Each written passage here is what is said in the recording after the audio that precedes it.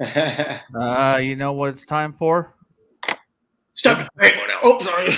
Oh, actually, no. Check this out. Let me. Oh, Ivy. Hey, Ivy, just a second, bro. I want to show you something. I want to show you something, man. Hold on a second. And time to roll the fucking tape.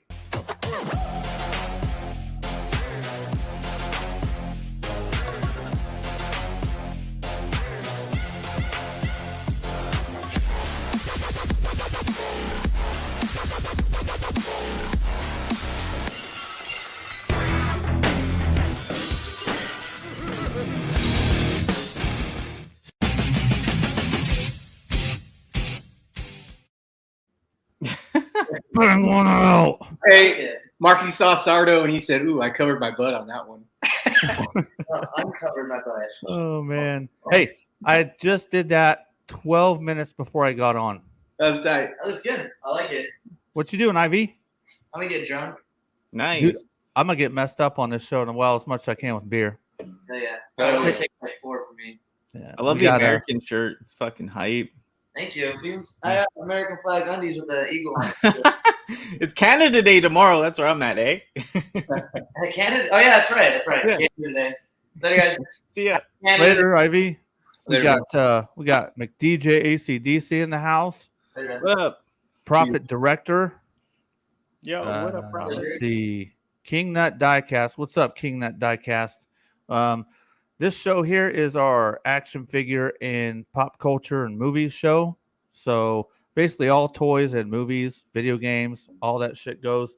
And it is late night. So how I do it, hey, my videos are fucking raw anyway. So get used to that if you ain't used to that. But tonight we have, as always, Hiss on me. Oh, hi, Chrissy. Hey, No, look at baby. him. Look at him with his glasses on. So cute. He's so cute. Cobra. Oh, and down here we have Danny. Danny D is with us tonight. Yo, what up, player? I'm in the house. That's right. I missed you guys. So yeah, I did. Danny D. That's right. Oh, we have Dead Man. Was that one? Dead Man 1. Deadman 1 is fucking Instagram famous. If you don't follow Deadman 1 and all his shit he fucking makes, custom fucking dioramas, custom pieces for dioramas, and photography on the level with fucking Skydro Walker, Hinari, tell me Deadman 1, Hinari, and Hinari, and there's two other guys that I love watching your guys' shit on Instagram, bro. It's fucking sick. What up, McDJ ACDC? Yeah, what up, Director? DJ? Let's see. Oh yeah.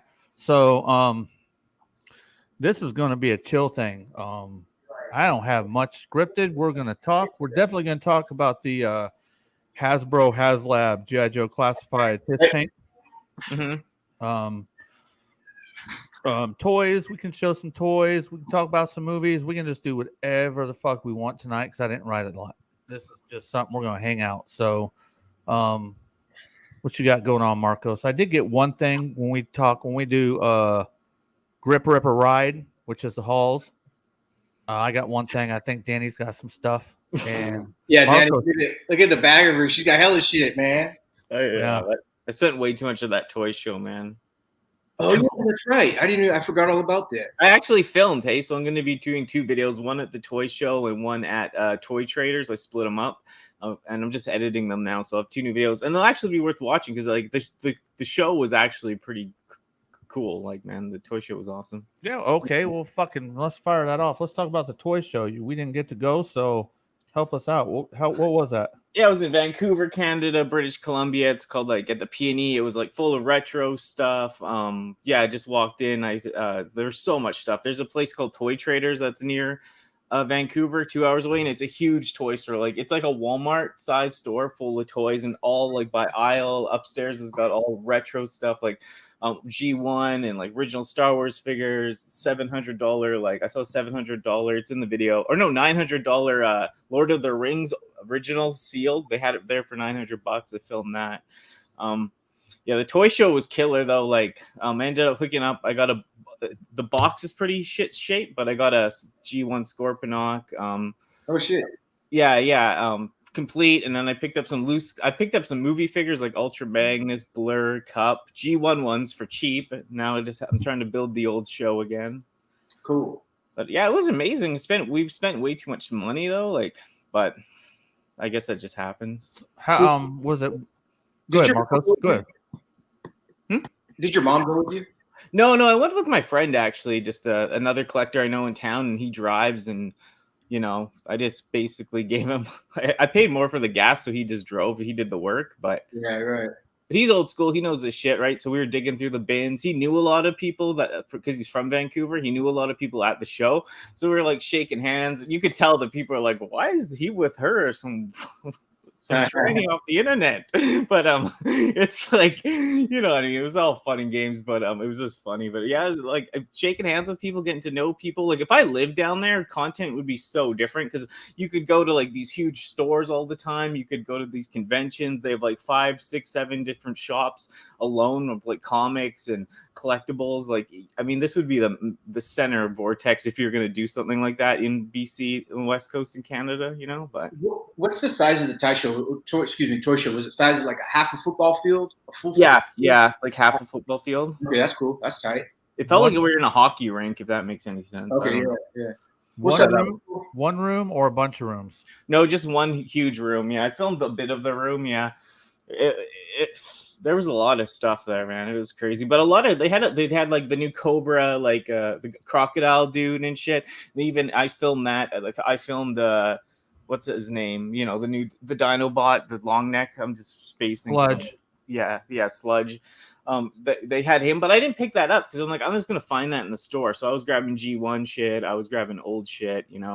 When you saw Crocmaster, did they have that for sale, or are they just showing it $80? No, $80. 80 motherfucking bucks already. Canadian, but that's the early tax. I don't fucking pay early tax. Yeah, exactly. Bro. Sludge was 90. You can see the stickers in the videos when I post it. You'll see it. And I'm like, right when I see it, of course I grab it like impulse in the video. I'm like, oh, I have to get it. And my friend's like, dude, it's gonna be at Walmart in like 2 weeks. Put it back. Jay Holla just got Sludge and fucking Blitzwing. Was it Sludge or Slag? Sludge. Was it Sludge? Okay, man. I was like, Sludge is a new one. Okay. Yeah, Slag's been out. That's right. Zan, we're talking about Blitzwing. Funny story yesterday. Doing a toy hunt yesterday, and Tusk and his son Bub, they were on the lookout for a Blitzwing. Mm-hmm. And if you watch that video that I sent you, we all like merged. We were all like dancing around the same area. We left a target. They were entering. That's crazy. Like, hey, the video was funny. Well, hey, we're over here. There's no Blitzwing over here. Hey, we went in their place. So last place we stopped, he fucking got me, dude. I turned around and there he fucking was with his fucking camera like he does. That's why I was like, you ain't gonna fucking do that, you motherfucker. Because I didn't think he put it up and he pulled my punch, man. He pulled my punch. But Bub ended up getting a Blitzwing. There was one for sale, they told me in the city earlier this week, $150. Yeah, I know. No, exactly. Like all that shit I saw that was brand new and they had loads of it. I was like, nah, I'll just gonna get it like went from a pre-order or whatever. I'll pick it up later. Because I'd rather spend stuff on stuff I can't just pick up, like G1 or like what else I bought. Like it's all over there, but like, I got him. I opened him up, Matt, like the G2 Bruticus from, What is that? Blast Off. It's the third party figure from whatchamacallit? Yeah. MMC? Yeah. Okay, they colored him like a fucking... Yeah, like G2 colors. I have the other two. Have you ever seen nice. Those, Marcos? Before we go on with that, let's... you guys might be able to shed some light on this. I don't know shit about NFTs. King Nut Diecast says, Mattel is doing NFT with Hot Wheels. Do you think other toy brands will do the same thing and their figurines? And what do you think of NFTs? I was talking about NFTs with Ramrod and Briag about a month ago when I was over at his house on game day, but I was kind of like in and out. I don't really understand them. So do you guys know what's going on with them things? Yeah, I'm not into them. I can see companies will be doing them for sure. Like Eminem and Snoop Dogg just did a huge thing for their NFT, and they're even doing like virtual, like reality metaverse, like hanging out in a concert online and shit. And like, yeah, it's crazy where that's headed, but Yeah, I don't want to invest them. I have crypto, but crypto's crashing bad right now. But I mean, I don't have NFTs, but I do have cryptocurrencies. I think if I remember correctly, what Briag45 was telling me was somebody started off by selling a tweet, and they turned the tweet into an NFT. Mm-hmm. And I'm like, okay, so NFTs are like some kind of cyber software, some kind of yeah, it's like a royalty type of thing, or you own it, but yeah, it don't even have to be a physical thing you touch. Yeah, it's just the code or whatever. Yeah. So hey, real quick, Profit Director, if you're still listening and didn't bounce out, bro, Pac does like the show without bringing anybody in. But if he starts drinking about an hour from now, maybe we'll talk him into throwing the link in the chat or fucking. Hey, I already hit up Profit Director a week ago, bro, about getting on the show. So he knows he's welcome. Okay, he just left a comment. He said he'd be down to come on if y'all will fucking have me. Oh, okay. Like I said, I have to have email. I will not send fucking links to unsecure Instagram. Right. You know, so if you want your email to be sent to me, send it to Marcos or send it to me on IG. Yep, 1 to 2, preferably Marcos, because I don't check my phone hardly at the show at all. So make a message me. I won't see it probably till the end. Hit Marcos up, and Marcos will let me know if he gets your email, and we'll deal it that way. Yeah. Hey, Prophet, I'm M3 underscore M3 I don't know what I am on Instagram. I think it's M3 Reviews. He's got you on Instagram, surely. Yeah. Are you doing shots tonight? I don't have any liquor, just beer, bro. I'm very sad about that. I was gonna tie one on tonight. You guys are doing shots. One time I'll come on here and I'll get wasted with you. And if it's the last time we ever hang out, then fuck it. Dude, we're hella slow at work. Hella slow, like dead slow. So if I get fucked up tonight, I just gotta go in, open up at 7 a.m., come back home and sleep till 10 or 11, and then go back to work. I'll be good. I'm hoping McDJ ACDC will still be in the chat later and to remind me about this. This is going to go ahead and segue into a whole bunch of stuff later. So I definitely want to talk about that. And hey, Dan, he said remind him about that. We ain't gonna fucking be able to remind you shit, man. That's because you got to remember yourself, both y'all. Fuck. What up? Oh my God. What up, concrete statues? Well, that's right. Yeah, Marcos has got the shout outs, man. DC, Marvel, Star Wars. Cool. She says, what does that say? Most of the best NFTs. I don't know what VEVE is, so and DC, Marvel, Star Wars, etc. But let me know if you get that email. Profit Director has that. I've heard his voice before because I was on with him that one time. Dude, go ahead. Oh no, he the first time I knew of him accidentally was on Data Mag. Fuck, I got a horrible memory. Data Magnus Link. Yeah, he did a movie and shit, and Profit Director was Destro on the fucking movie with that voice. That's so I was doing comments. I was like, "Yo, whoever like in the video that they're really good voiceovers." And then he happened to be on Kaz's shit. That's when he like was on, and I saw him. I was like, "Oh shit, your voice is fucking hella familiar." And then they were talking about it. I was like, "Oh shit, I think that's the way it went." I'm pretty sure it went like that. But what up, Billy Bob Bitcoin? Yeah, what's up, Billy Bob? James McCullen, are you wanting to get on here and talk about that Hisstank? Hey, Larkin. Yeah, Larkin's going to try to jump in too. So if we get some squares tonight, we'll just have to navigate them. All right. Let's see. He gave me his email, so let me get caught up in chat. When he shows up, we're going to start talking about the Hisstank, and after that, we can talk about whatever. Hey, what's your first topic of discussion after Danny's toy show? Once Profit Director gets here, we're going to jump into classified. Straight in. You want to do hauls? Or later? I got one thing. I just got one thing. Let's do the hauls after the classified thing, and if it goes too long, I'll get it going. Let's see. I'm getting hammered. What am I supposed to do? I think I can show the haul on here what I got later. I'll show it later because I don't. No, we'll do them tonight. We'll do them tonight. Yeah, show it later because it's on my couch right there. But I'm too lazy. That's what I got over there. The Marcos from the show. Yeah. Oh shit! Nice. Oh, Galvatronics. What up, Galvatronics? Hey, Hey. Supersonic Galvatronics. Mr. Tom. What up, Galvatronics? Hi, Tracy. Tracy. Oh, Tracy's here. What's up, Tracy? Glad to see you. It's been a while since I talked to you or chatted with you. So, all right. So I'm gonna do this email thing. So Marcos, you can take it. Every time you do this with your head, it looks like you have a ponytail. But I know it's your bandana. Yes. You better not be growing no ponytail on me, motherfucker. No, oh my god. No, sir. It's Christy's oh shit handle. She'd be Negative. Back. Negative. That account full of cookies. Cookie. What? You call me the Cookie Monster. Dude, did you see on Sesame Street that Elmo got the vax? Hell no. Elmo? Elmo went in and got the vax. Hell no. Not my boy Elmo. Oh my god, dude, the memes are crazy. Oh I no. love it. What up, Rob78? You smoking, bro? I bet Bird. What's up, Rob? Yeah, can you keep up with the chat for me while I do this? No, I'm sleeping. I'm sleeping, homie. Don't be sleeping on the chat, bro. Fucking Galvatronics, what are you drinking tonight, man? You got your Long Islands, bro? Oh man, Samurai gun. Yeah, your chat's popping always, man. You guys get the flow.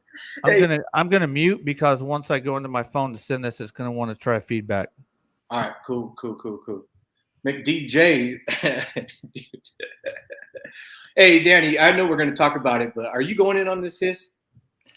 No, I'm not like, no, because look at where am I going to put that? And I'm not too interested in 6-inch vehicles I love classified. I want 100 of the figures of each figure, but I mean, I just don't have room for vehicles. But No, most of your Transformers, I know I've seen them before, but it's been a long time. They're all in their bot mode. You don't have too many in their vehicle mode. No. Like I said, I'm not really it's weird. I'm not the biggest car person or vehicle person, but hey, but you got some Hot Wheels and shit. I do. I do. Pat got me into the Hot Wheels now because I got I found the 2 Hondas I was looking for, and they might be just common cars, but to me, like finding them was like special, you know. If Input was listening right now, what up, Input? If you're listening, would you say that the Honda's better than the Supra? Yes. Just kidding, Input. If you're listening, that's the thing. Supras are my favorite car, but you know, I got that Honda, so it was just funny to find the Hondas, you know. Hey, when Honda Civic came out back in, man, we were 92, the 92 Civic, the hatchback was fucking dope. And everybody around here was like lowering the shit out of them, putting fucking badass systems in there. Yeah. They even had the Civic station wagon. And the Civic wow. was dope, man. I knew this dude, he had a gold one, all gold, tinted windows like a motherfucker, and had like hella, I don't know if they were kicker speakers or if he had a fucking Rockford Fosgate or what, but it was so cool to see. I know. Hot Wheels Rock says King Nut diecast card. What's up, King Nut? Hey, King Nut, we could interpret your name 2 different ways. King Nut, like you're crazy. King of the Nuts. Or King Nut. Oh, King Nut. That's one for while I'm grabbing his ponytail. Oh, sorry.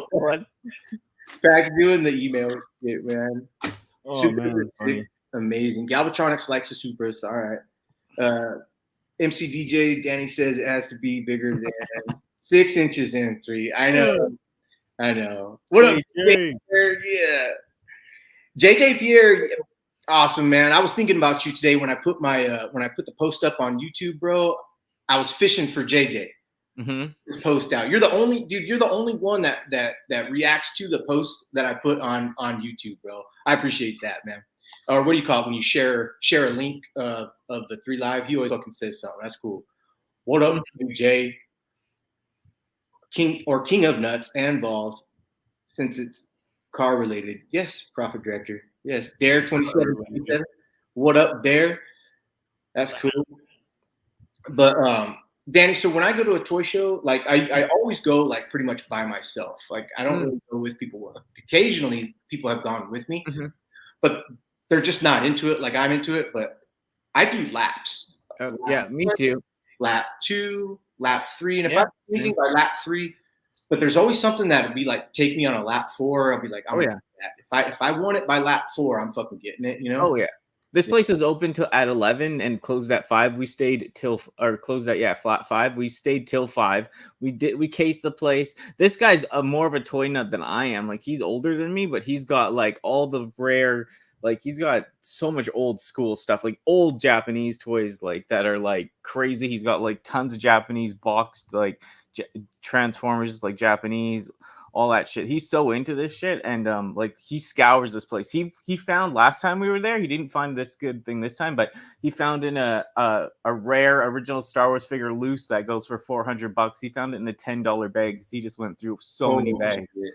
He scored hardcore, yeah. So Gushing Galvatron, he does all that rare Kara fucking Japanese shit. All the when you see his fucking collection, it's like he's got like a $10,000 box here, a $5,000 box. Yeah, same. $3,000. You're like, dude, it's fucking nuts. I never went that route.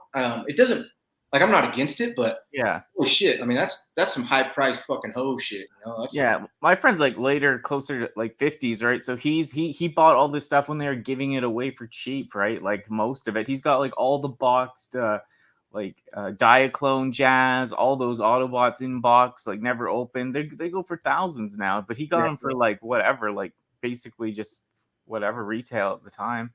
How much was your Scorponok? I think when the trade it worked out to be about like $350 with the box. The box is really beat up, right? Like, is it styrofoam crushed or? No, styrofoam's pretty good, but it's just the box. Like, no, it's totally tore on the other side. But like I got that boxed Overlord, and I told you I got the black box G1 Zarak, right? Off the guy, and got that off him. Yeah. What up, Big Stan? How you doing, brother? Good to see you. Hope you stay in for a little bit. What up? What's happening, everybody? Cobra in this. What you know, Danny? I think you already know. I'm probably positive you already know. Larkin does the. Hey, Larkin, how you doing, bro? Good to see you, man. Hey. The reprint. I'm sorry, Pat. Go ahead. No, I'm sorry. I cut you guys right now. Let me get everybody in. You guys keep going on. No, please. Prophet Director, how you doing? How's it going, guys? Better now. You're here. Shoot, that's cool. What's up? What's up, Prophet Director Larkin Slayer? We're gonna go ahead and let Marcos and Danny continue off what they were talking about. I don't even know what we're talking about. So so Larkin, you got a box that's all damaged. It's an original Takara box from Japan and shit, but the styrofoam's still good. You can redo a box, correct? Depends on how big it. I mean, the ones I've done is I printed them out on just photo paper, like thick photo paper. But if it's a big box, then you're gonna have to take them to like a professional printer, because the largest I can print is 8.5 by 11. Right. So the ones that I did, I had to like glue them all together to make it a bigger size. Got it. So, but Danny, it sucks because you probably don't care that the box is damaged. It's just as good, just like that. Well, yeah, it was. I was just looking for one that was complete because I wanted to display it. I mean, the black Zarak that I got off the guy, like I don't even want to open the box because that thing's just gonna break if I touch it, right? So it's like, that has a gold plastic. Yeah, the gold plastic. I've looked at it; it looks scary. I'm just like, fuck it, I'll leave it in the box. But the Scorponok I'll mess around with. If I break a piece, I can buy one for cheaper. You know, like I don't think I will. I don't hear near as much bad shit about that. You know, but the guy just said he had the box, so take it, kind of thing. Quick question for Marcos from Bullwinkle. I don't know if you already hit it. I didn't see Bullwinkle. Oh, what's up, Bullwinkle? What's on your head, M3? I wore them on Kaz's channel. Those are the steampunk, the welding goggles that you can raise the, here and there's. They're my forehead deflectors. I feel like wearing a hat, and my forehead's like I can put my iPhone on it, right? So cool. That's what he's on. Hey, but what was I gonna say? I'm gonna go grab a beer. And Pat, am I taking care of bots tonight, or are you taking care of bots? Looks like you got those last ones. Yeah, we got porn bots up in this motherfucker, so I tried to get them out. I'm gonna go look at that porn bot real quick. Oh, they've been bad. They've been bad the last 2-3 months. Have they again? I mean, it's just crazy if you think about it, isn't it? You got these porn bots popping up in all of these toy streams. It's like, these guys are online looking at toy stuff. I wonder if we can get them horny. You know, you can only make, like, when you adjust the live stream, you can make it only subscribers. If they only have to be, they can chat only if they've been subscribed for, I think, 10 minutes at least. I was looking for that today. Can you adjust that? Okay, so you create it in StreamYard, so then it sends it to YouTube. Oh no, yeah, you gotta go to the YouTube. Yeah, okay, I haven't used the YouTube Live yet. I'm gonna mess with that a little bit, so it has to be YouTube Live. Well, you can change the setting in YouTube. No, yeah, you can change the set. Yeah, you can still do it StreamYard, but change the setting. I didn't see that. I was looking when I did when I moved it when it went to YouTube. I didn't see anything in there that said subscribers only. I don't know where I missed that. Let me see. Because I desperately need that. Those fuckers are driving me nuts. What's up, Dare 2727? We got a packed house here. Was it? At the same time, though, do you really want to cut off potential new viewers? Hell no. But it depends on how bad the bots get. But yeah, I know what you're saying. Exactly. Yeah. If it's a fuck show with a whole bunch of porn bots, then yeah, block it. But if it's just a couple every hour, who cares? Yeah. Yeah. One time we were on Larkin, and I went to block them, and it would not let me. I was like, "Oh, here we go. It's gonna be one of those shows." But nothing happened. The hard part is when they do a swarm where there's like multiple bots all at once. And that shit happened to Marcos that one time. Oh my god. Oh, he had something more than that. That was and it was so easy. Brian was trying to fucking tell me what to do, and I was like, "Oh, so I only heard you can do that. I don't. It's been ages since I last live streamed, so I have no idea. I just know some folks have done it. Like you can see in the chat, it says subscriber only mode or something like that. Hey, Director, have you met Larkin before? I have not. Larkin, nice to meet you. Director. Nice to meet you. Prophet Director does really good voiceovers on a movie with Data Link. Forgive me, Prophet Director. Well, Data Link's Magnus has used me as his Destro a couple of times now. But I also have my own channel where I do stop motion animated action figure reviews. Oh, cool. And naturally, me, Destro, the Prophet Director, is the host of the shows. Throw a link, man.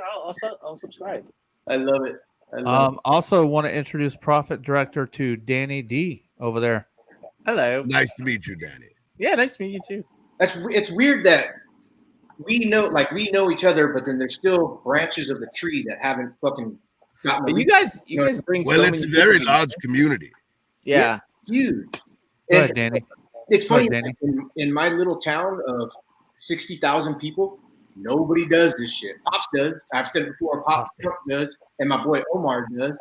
But the community's so big, it's around the world. It's not in my home. You know, there's not like 25 dudes in Lodi that fucking. I think I work in 2 toy stores respectively, one in Joliet, Illinois, and one in Willow Springs, Illinois. Both the suburbs of Chicago. So there's a very large population here, and working in a toy store that sells retro toys and current things, you know, I get to meet a lot of people in the community. Galvatronics is from Chicago. I wonder if you've ever met Galvy, if he's ever fucking been in your store. Oh, I don't know. Hey, hold on a second. Danny was in the middle of saying something. What's up, Rico Bobe? And then I got to ask Larkin a question. Hey, Rico. Sorry, Danny. Go ahead, Danny. I was just going to say that you guys do bring a lot of people. Like, I met a lot of guys through you. You guys vouched for me, said I'm slightly okay. And then other people said it was cool. So, I mean, I feel like I owe you guys, you know, even when I was on Tails and stuff with Input, you know, I met a lot of people through there too. So, I mean, you guys are awesome, you know. That's cool. So, Larkin, what is your subscriber count out right now? And then we'll get to Larkin's last, because Larkin has a motherfucking populace of subscribers. You know, it's I don't know why, but yeah, are you asking me now or later? But it's good. It's cool because that means it is cool. It's just hella cool, man. It's fucking awesome. I was saying, didn't you get a lot from those shorts or whatever that gave you a whole bunch? Okay. I'll tell you some insight. Okay. It's cool in a way, but I did get a lot from the shorts, but I've kind of lost my demographic because it used to be a lot was viewers were the U.S. It's now mostly Indonesia. So it's a blessing and a curse. And in a way, it kind of makes me actually a little bit more shy to try to go back into live streaming because I did a premiere once and I'm like, I don't know these people, or it doesn't feel like it does. Not that the community is so much bigger. It's so much bigger, and it's. I guess personally, I mean, if you want to talk about bigger, everything's bigger to me. I'm an action figure. I'm 6 inches tall. You got to be at least 6 inch 1 centimeter. You're up there. Well, for me, it's a lot. It's hard to get on a live stream because my avatar, who I'm talking to you all through now, is different than my real life. Obviously, this isn't my real voice. This is the Prophet Director's voice. No, but it's something I maintain for the YouTube community. I don't want anyone to, have a separate thing to go to. It's just the Prophet Director as far as being online. So unless I have plenty of advanced warning, I have to really set something up to actually have something on camera for people. Oh, yeah! Don't you ever ruin it for us, Prophet Director. Stay you, man. I don't plan on it. That's why I haven't sent you that beard picture yet.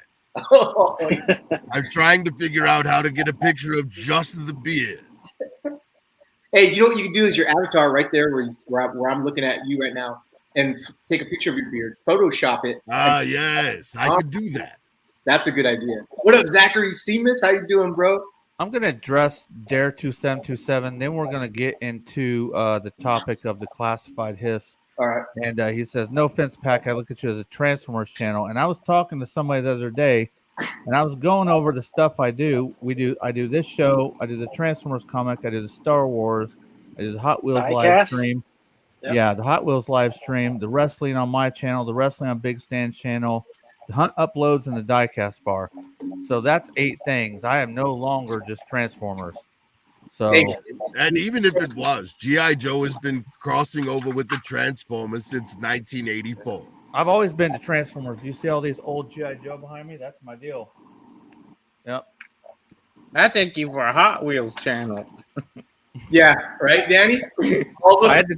I'm a fucking Hot Wheels guy. Fucking traitor, man. I had to tell Dare that just to bust his balls a little bit. Dare's awesome, man. I like Dare. He's a good guy. Dare to be on. What up, Al J? Al J. Al J. All right, so let's go ahead and start we're gonna go ahead and talk about the G.I. Joe Hisstank, the Haslab deal. I don't know if everybody's in on it. Like, I collect G.I. Joe. I got a lot of retros. A Real American Heroes my thing. Vintage toys are my favorite. They're always going to be my favorite. I am invested in classified though. I have everything but Amazon Roadblock and a Redeco Scarlet, so I'm all caught up. But why don't we start with Danny and then head down to Larkin and work around? Yeah, like I kind of already said, I'm not going to back it easily. I don't have room for it, and I love classified. I think I almost have everything too, except a couple of things I can't remember. But I love the figures. I want tons more of the figures, But the vehicles don't really interest me. I don't really have room for them, and yeah, it's just like, I can live without it. For 6 inch, I love the retro shit though. I'd love to have some of that. Yeah. Go ahead, Larkin. You guys can go bounce back and forth with each other if you want, but go ahead, Larkin. I backed it. Now, similar, I don't really care for the large vehicles. I honestly probably backed this because it's the first of its kind. And I just don't mind having that display piece of one Hisstank.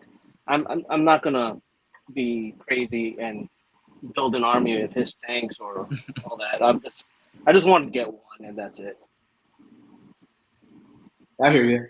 Well, okay, so an army of Hisstank, I was thinking about that today because everybody's been talking about, okay, I'll buy one, maybe 2, but I'm not going to buy fucking 20. And Prophet Director has, I think he says 20 of these 6-inch Hisstanks. No. I don't have 20. I have 8. How many? Oh, 8. 8. Okay. 8 which his tanks? 8 Because they black made ones several. and 1 blue one. Yes. In classified. They're still? well, 5 of them are the 25th anniversary ones. Okay. Oh, 2 okay. of them are the 3 and vintage 3/4. collection ones, and 1 of them is an actual retro one. Okay. This one right here is vintage, and these two characters are vintage. Vintage or retro? When you're kids, from what's the difference? It's not. Well, retro is what you're talking. It's the distinction we're making. Okay. Retro is means it's reissues, from I the think. 80s because Retro's there's not- a line called the vintage collection Gotcha. that continues on in the modern style of G.I. Joe. Vintage is vintage. Reissues are always something new they brought back later. I think that's a reissue, but I could be No. wrong. This is this has 1984 printed. No, up. that's O-ring. That's from the 80s. Okay. Yeah, this is original, and then I have a vintage one then up there in the box deal. I won't open it; it'll stay in the box. But I'm with you guys on getting, or like Larkin, you're saying one of the fucking classified Hisstanks. Nothing in my interest for classified brings anything to like wanting to get it, unless it's the armadillo. I really like that. Then you can put all your fucking classifieds in that motherfucker. That'd be sick. And if it had the handle that pulled out of the rear and the tops comes off and shit, but I think the Hisstank is going to be. I'll stop there. I don't know. Right. Well, you know, S3D Toys already made that. Yeah. Well, which one? The giant the arm wasn't the armadillo is the smaller tank, right? Oh, which is the one where the carrier convoy with all The carrier case was the APV.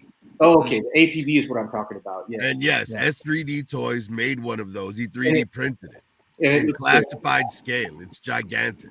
So, But as far as the Hisstank goes, I definitely backed 1. I mean, it's just too cool not to. And for someone like me, who's going to use it in photos and videos, hey, you're going to drive. very useful. And on top of that, I will never army build it. $300 for 1 is all you're getting, right? But I will buy a couple of Kaz's casual toy collectors 3D printed Hisstank to fill out the ranks. Kaz has been printing stuff for about a year and a half now, and he just fired up his channel, Kazbro.com. Is M3, is that a Kaz Hisstank? Yeah, Yes, Marcos has the cocaine See, there white. you are. This is the cocaine white edition. I asked for cocaine white, and everybody told me, "Don't do cocaine white. Why don't you? It looks like a prototype." I was like, "I don't care. I want it all white. Give me all white, please." And really good. Are you going to put any stickers on those, or like? No, I'm gonna leave it just like this. If I would have done anything, I would have done it by now. But he sent me all the stickers and the Cobra. But I'm lazy sometimes, and I don't really fuck with shit like that. Well, not only that, but you went for the cocaine white for a reason. Yeah, this. You don't want to cover it up. You ain't gonna go to the snow with this thing, that's for sure. Danny's got a question up on the screen. No, I mean, I've seen the Game Chasers. I don't watch them like religiously, and I sold half my game collection and put it in my face. So, right. Yeah. Hey, Sam, what's up? So hold on a second. We're the profit director on the initial round of the G.I. Joe Classified Haslab Hisstank. What's your thoughts before I go? Yes, I love it. I wish it was a little cheaper, obviously. But, you know, it looks fantastic. It lights up. It's going to be great in pictures and videos. And they did give me a little bit of credit because when you lift the engine cover, the engine says Mars Industries, which, as we all know, is my company. James McCullen's company. Mars. That is correct. Yeah. Mars Industries. What does it stand for? Okay, so let him finish going, if you would, Marcos, because we're going to be coming soon. That's all right. Oh, no, that's all right. Honestly, that's about it. I mean, the fact that the back opens up and there's room for troops and things like that in there, you know, it's kind of combining the best parts of the His 2 with this Hisstank. The red and the black look fantastic. It's $300 is expensive, but I think it's worth it for 1. And then, as I said, I'll get a couple of Kaz's tanks to fill in the ranks for larger, you know, armies on camera. Right. And before I go, there's a lot of people arguing about this shit and beefing with each other. If somebody likes it and you don't, there's no need to be beefing on it. There's no need to give anybody a hard time. we all got preferences. If you like it, you win, as Bobby always says. It's a great motto. If you don't want it, then you shouldn't be given a hard time. Either way. So that bullshit, I ain't playing. You know, I say the same thing about movies all the time. Like, people are just if divisive. you're tired of them making a certain type of movie, then just stop buying a ticket. No one's making you go. Right. So my thoughts on the what's up, David Miller? My thoughts on the and Tuscan TV. What up, Tusk? I'm running out of room. I gotta start seeing how I'm doing so many things. You know, G.I. Joe, Masters, Hot Wheels, Transformers, Mask. Too many things, and large things are starting to become an issue, and I'm not getting rid of my city bots or my large masterpiece combiners. So I'm coming to a point like Larkin. Larkin's been, how long have you been collecting, Larkin? Oh man, since 1996. I've been collecting, yeah. Yeah, it gets hard to contain everything. I've been collecting since 99, and the hiss is just too big for me. I don't need a hiss. If it was like a Thunder Tank, or I love jets and helicopters, but I still couldn't be in on a jet or a helicopter. They'd just be way too large. But that's where my love lies with that. But if it was like a Thunder machine, like a Dreadnought Thunder machine, I'm gonna have to think about that. So, yeah. Go ahead, Marcos. On the classified Hisstank for myself, I think that the Hisstank is the most sexiest fucking vehicle known to fucking G.I. Joe mankind. There's this when Kaz was printing these, and like I think a year and a half ago, and I saw it, I had to fucking have it. Now the colored ones are definitely better, but I mean, I just love them. And then for Classified to come out and do their shit, I was so thankful. They could do a bunch of shit. The next thing would be the USS Flag from Haslab. I think that would be fucking sick as fuck. That thing would be like 19 feet long. But I jumped on this tank as fast as I could fucking go onto the fucking email link, and it's beautiful. I love this thing. It's the best. To me, it's the best. And a lot of people complain about, oh, this and that, and the $300. Yeah, that's true, but you only need one, right? And $300 is a lot of money for sure. But people are paying for gas these days. You fill up your tank 3 times. It's the fucking price of the fucking Hisstank. And it's got the light in the front. Yeah, I know Pat is going to bring up some pictures on that thing later or soon or whatever, but it's just gorgeous. It's one of my favorite fucking toys. I never had one as a kid. I never had a friend that had one as a kid, but I did have a friend. Somebody you were talking today. You were talking about the Osmos, the Striker, right? And I didn't go in on the 3 3/4 Striker. It's a nice vehicle, but it's Joe's, and I don't fuck with Joe's. I just do the fucking Cobra shit anyway, you know. Yes, army building Cobra is the best. They're so fucking cool, man. So cool. But that's my rendition on the Classified. I'm so thankful to Hasbro that they did it. And everybody that's talking shit, that's fine. You live in your world, but in my world, I'm so glad. So glad. I would have paid $400 for it. Well, Marcos, Danny. This is kind of we'll go ahead and talk a little bit more and move on to the next thing, but it still involves the Hisstank. And I'll pose the question to Danny first, and then we'll go to Larkin. Why does somebody have to be a hater or a fanboy? Why can't people just either like or not like and just go on with stuff?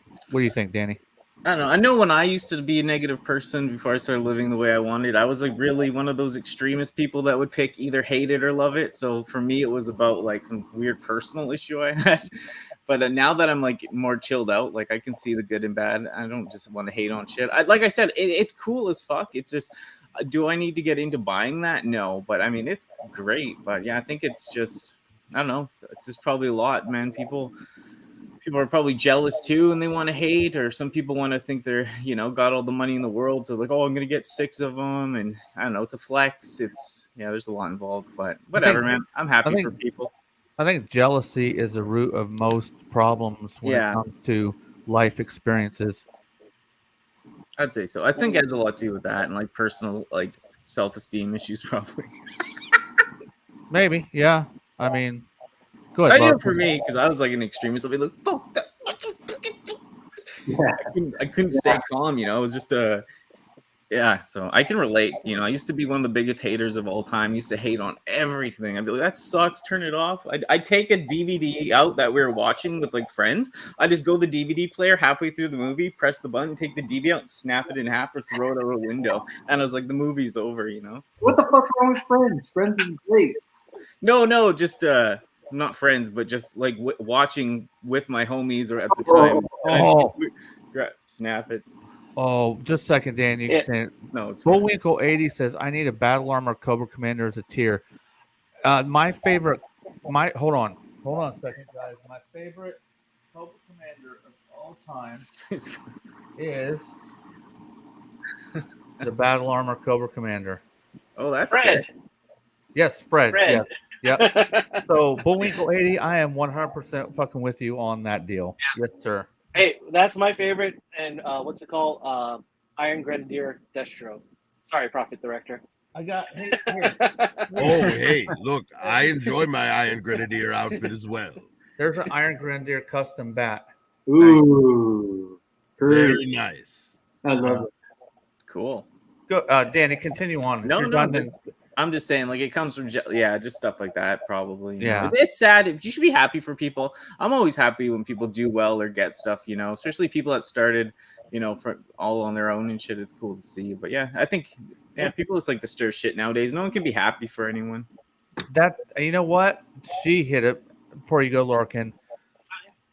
Be happy for your brother. Be happy for your friend. So what if you don't have it? Why can't you be happy for somebody else? I don't want a hiss. I don't need a hiss. I got a custom one right here, like the DTC one. I don't know if I can get it in on camera or not, but I got that one. And when I heard this was like Marcos's favorite Cobra vehicle, I was like, good for him, man. You know, but go ahead, Larkin. I'm sorry. I gotta agree. I mean, like, I think.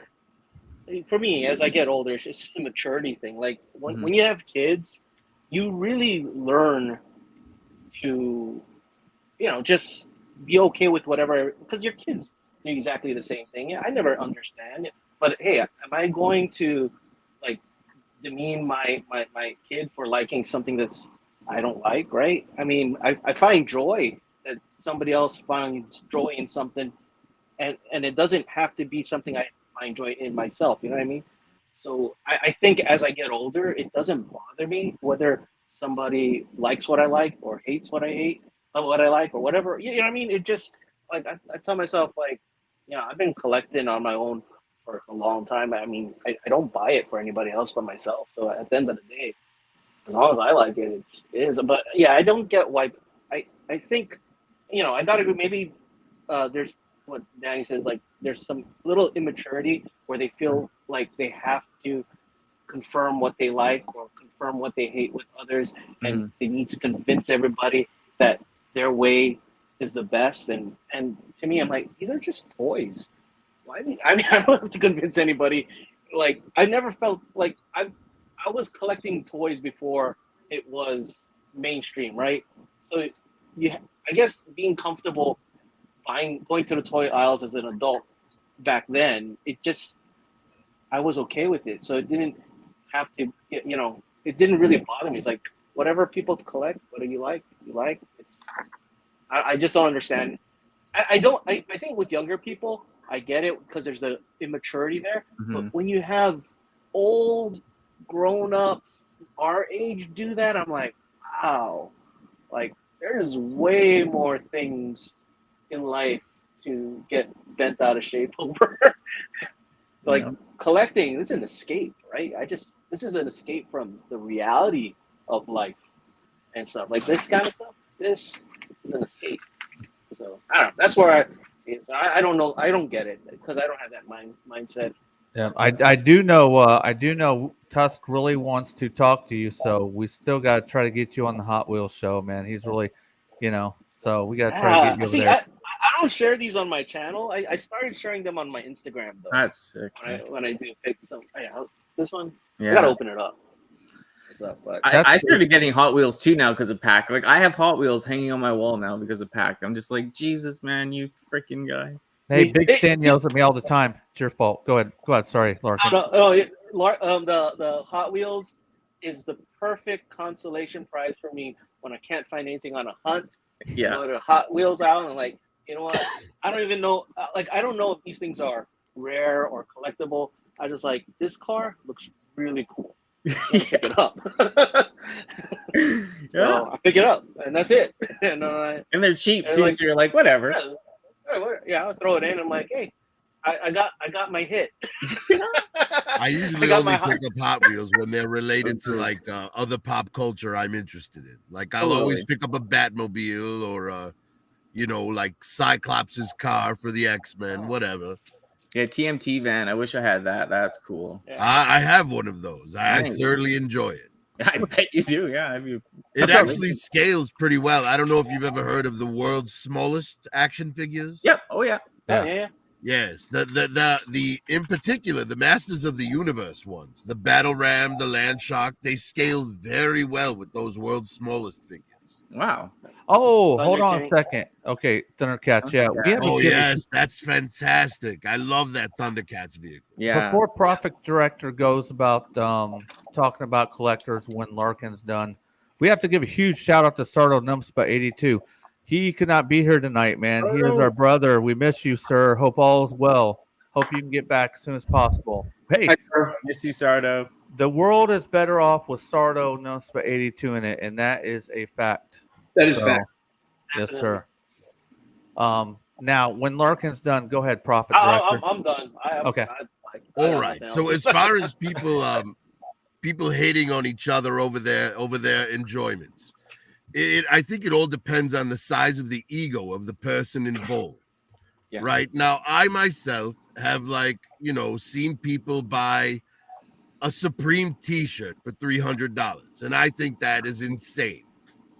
It's like you're buying a T-shirt, but because it says Supreme across the chest, you're going to pay $300 instead of $20.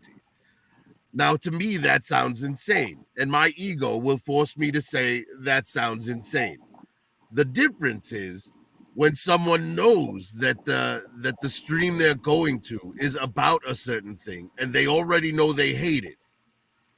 It's like now it's not just, you having an opinion about it. Now you're using your opinion to troll people.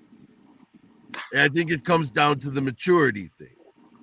Profit Director, when you talk about people wanting to control other people, I think that's a big fucking part of it. Correct. I agree with that. Yes, it's all about the ego, isn't it? Everyone's got an ego. And the more people that agree with them, the bigger that ego can feel. I have a large ego. I'm an arrogant son bitch, but I don't play into that. Well, but not everyone gets their ego inflated by being negative. Some people get an inflated ego from positivity. Yeah, true that. Yeah. And there's nothing wrong with that. You're not hurting anyone. My philosophy on life has always been everyone should be able to do whatever they want to do as long as they're not affecting others negatively. Yeah. Words to live by, no lie. Curtis Schultz says, first world problems. There's so many of them. Curtis Schultz. Curtis Schultz. Yeah, at the end of the day, I'm happy that I had, the means to get myself one of these Hisstanks.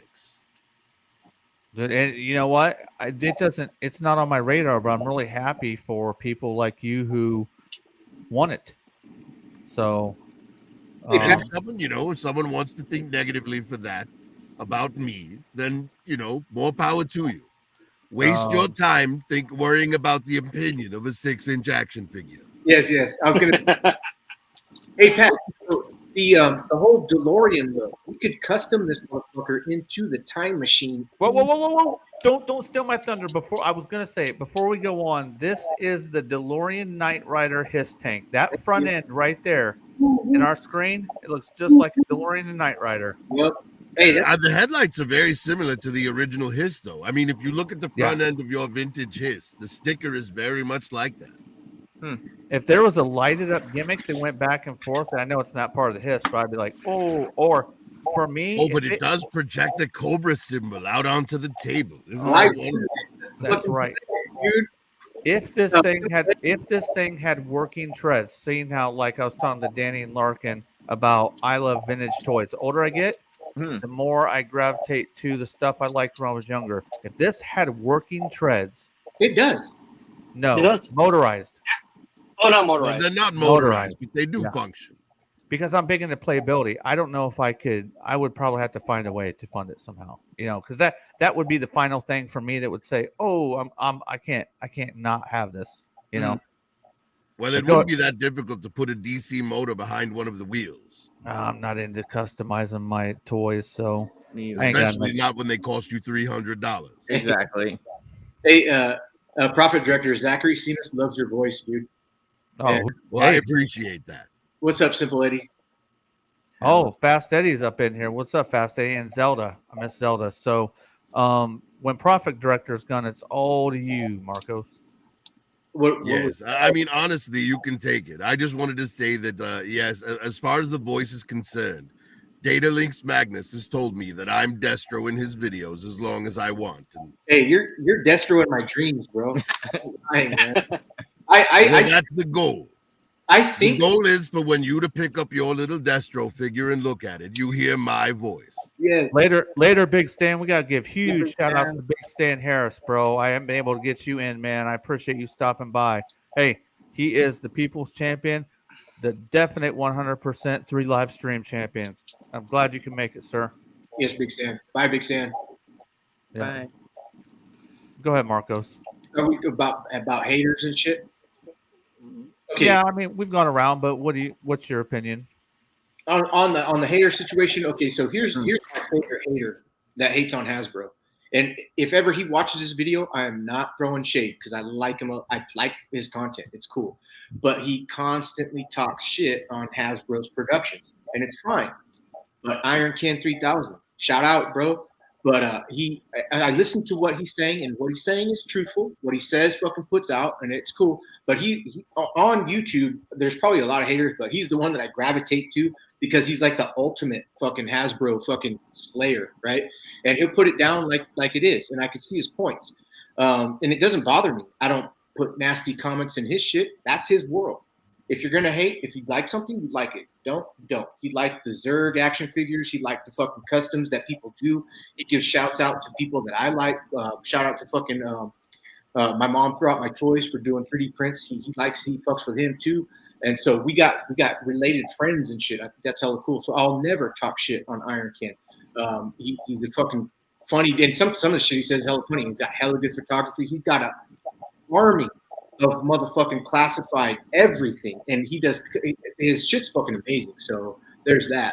But I watch his shit just to see what he says. So I kind of like that there is haters, it kind of verifies to me that whatever I like is what I like, and not everybody else is gonna like that, and that's fine. But why should I be like, oh, fuck you, man? Like, why are you saying shit? Like, I don't fucking care what you think. I mean, I care what you think, but I don't care if you don't like something that I like. It doesn't bother me. You know what I mean? So like, haters are great. People that love shit, that's great. But I'm in the middle too. So there's some shit that I hate. And I just but from the other side of the fence, you also have to take into consideration that people have a natural instinct to defend something that they love. That's a big problem. We should, and that's the same way we don't talk politics on here. When your guy fucks up, you can't see it. You're blinded.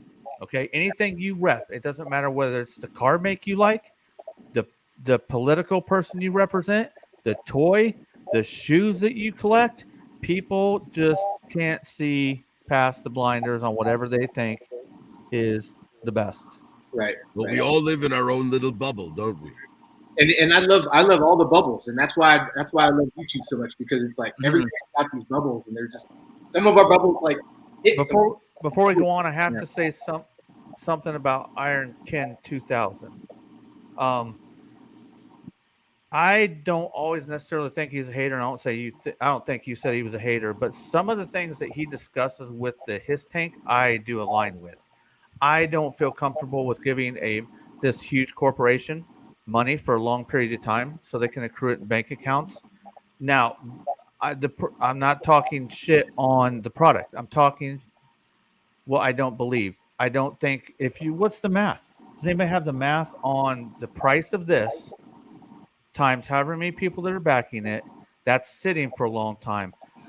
Would any of you trust me or somebody you know with money that long? Maybe a few people, but not a lot. And well, they're not taking the money right away, though. Yeah, they're waiting. They're waiting. Right. But still, they're going to have it for a good long time. And they are benefiting off that. So, like I said, that's my opinion. If people disagree with me, it's fine. I just don't prefer Haslab stuff. They got my Star Saber money. Yeah, I'm personally okay with it. Reaver Saber is going to fail hard. Go ahead, Larkin. No, to me, I'm personally okay with it because they're large enough that there's consequences as a public company. That if they don't, then you have various 3-letter agencies that will step in. But I've done pre-orders with small ones and I've lost money. There was no recourse at all. So I don't know. I'm more comfortable just because of that. Larkin, go ahead. Go ahead. I'm sorry, I interrupted you. Oh no, that's pretty much. I think you're Hasbro, you're Mattel, you're whoever. Okay, you're Hasbro. Billion-dollar company, multi-billion-dollar company. Would we say? Would we all agree on that? If you're talking about the crowdfunding, I get where you're coming from. For me, right. Yeah, I get some people they don't like these are a bad taste, but in terms of knowing that the money is safe, I feel okay with that. Right. Part. So what goes into that with me is you're a multi-billion-dollar company and you're expecting me to sell your product. It's your job. I'm just old school.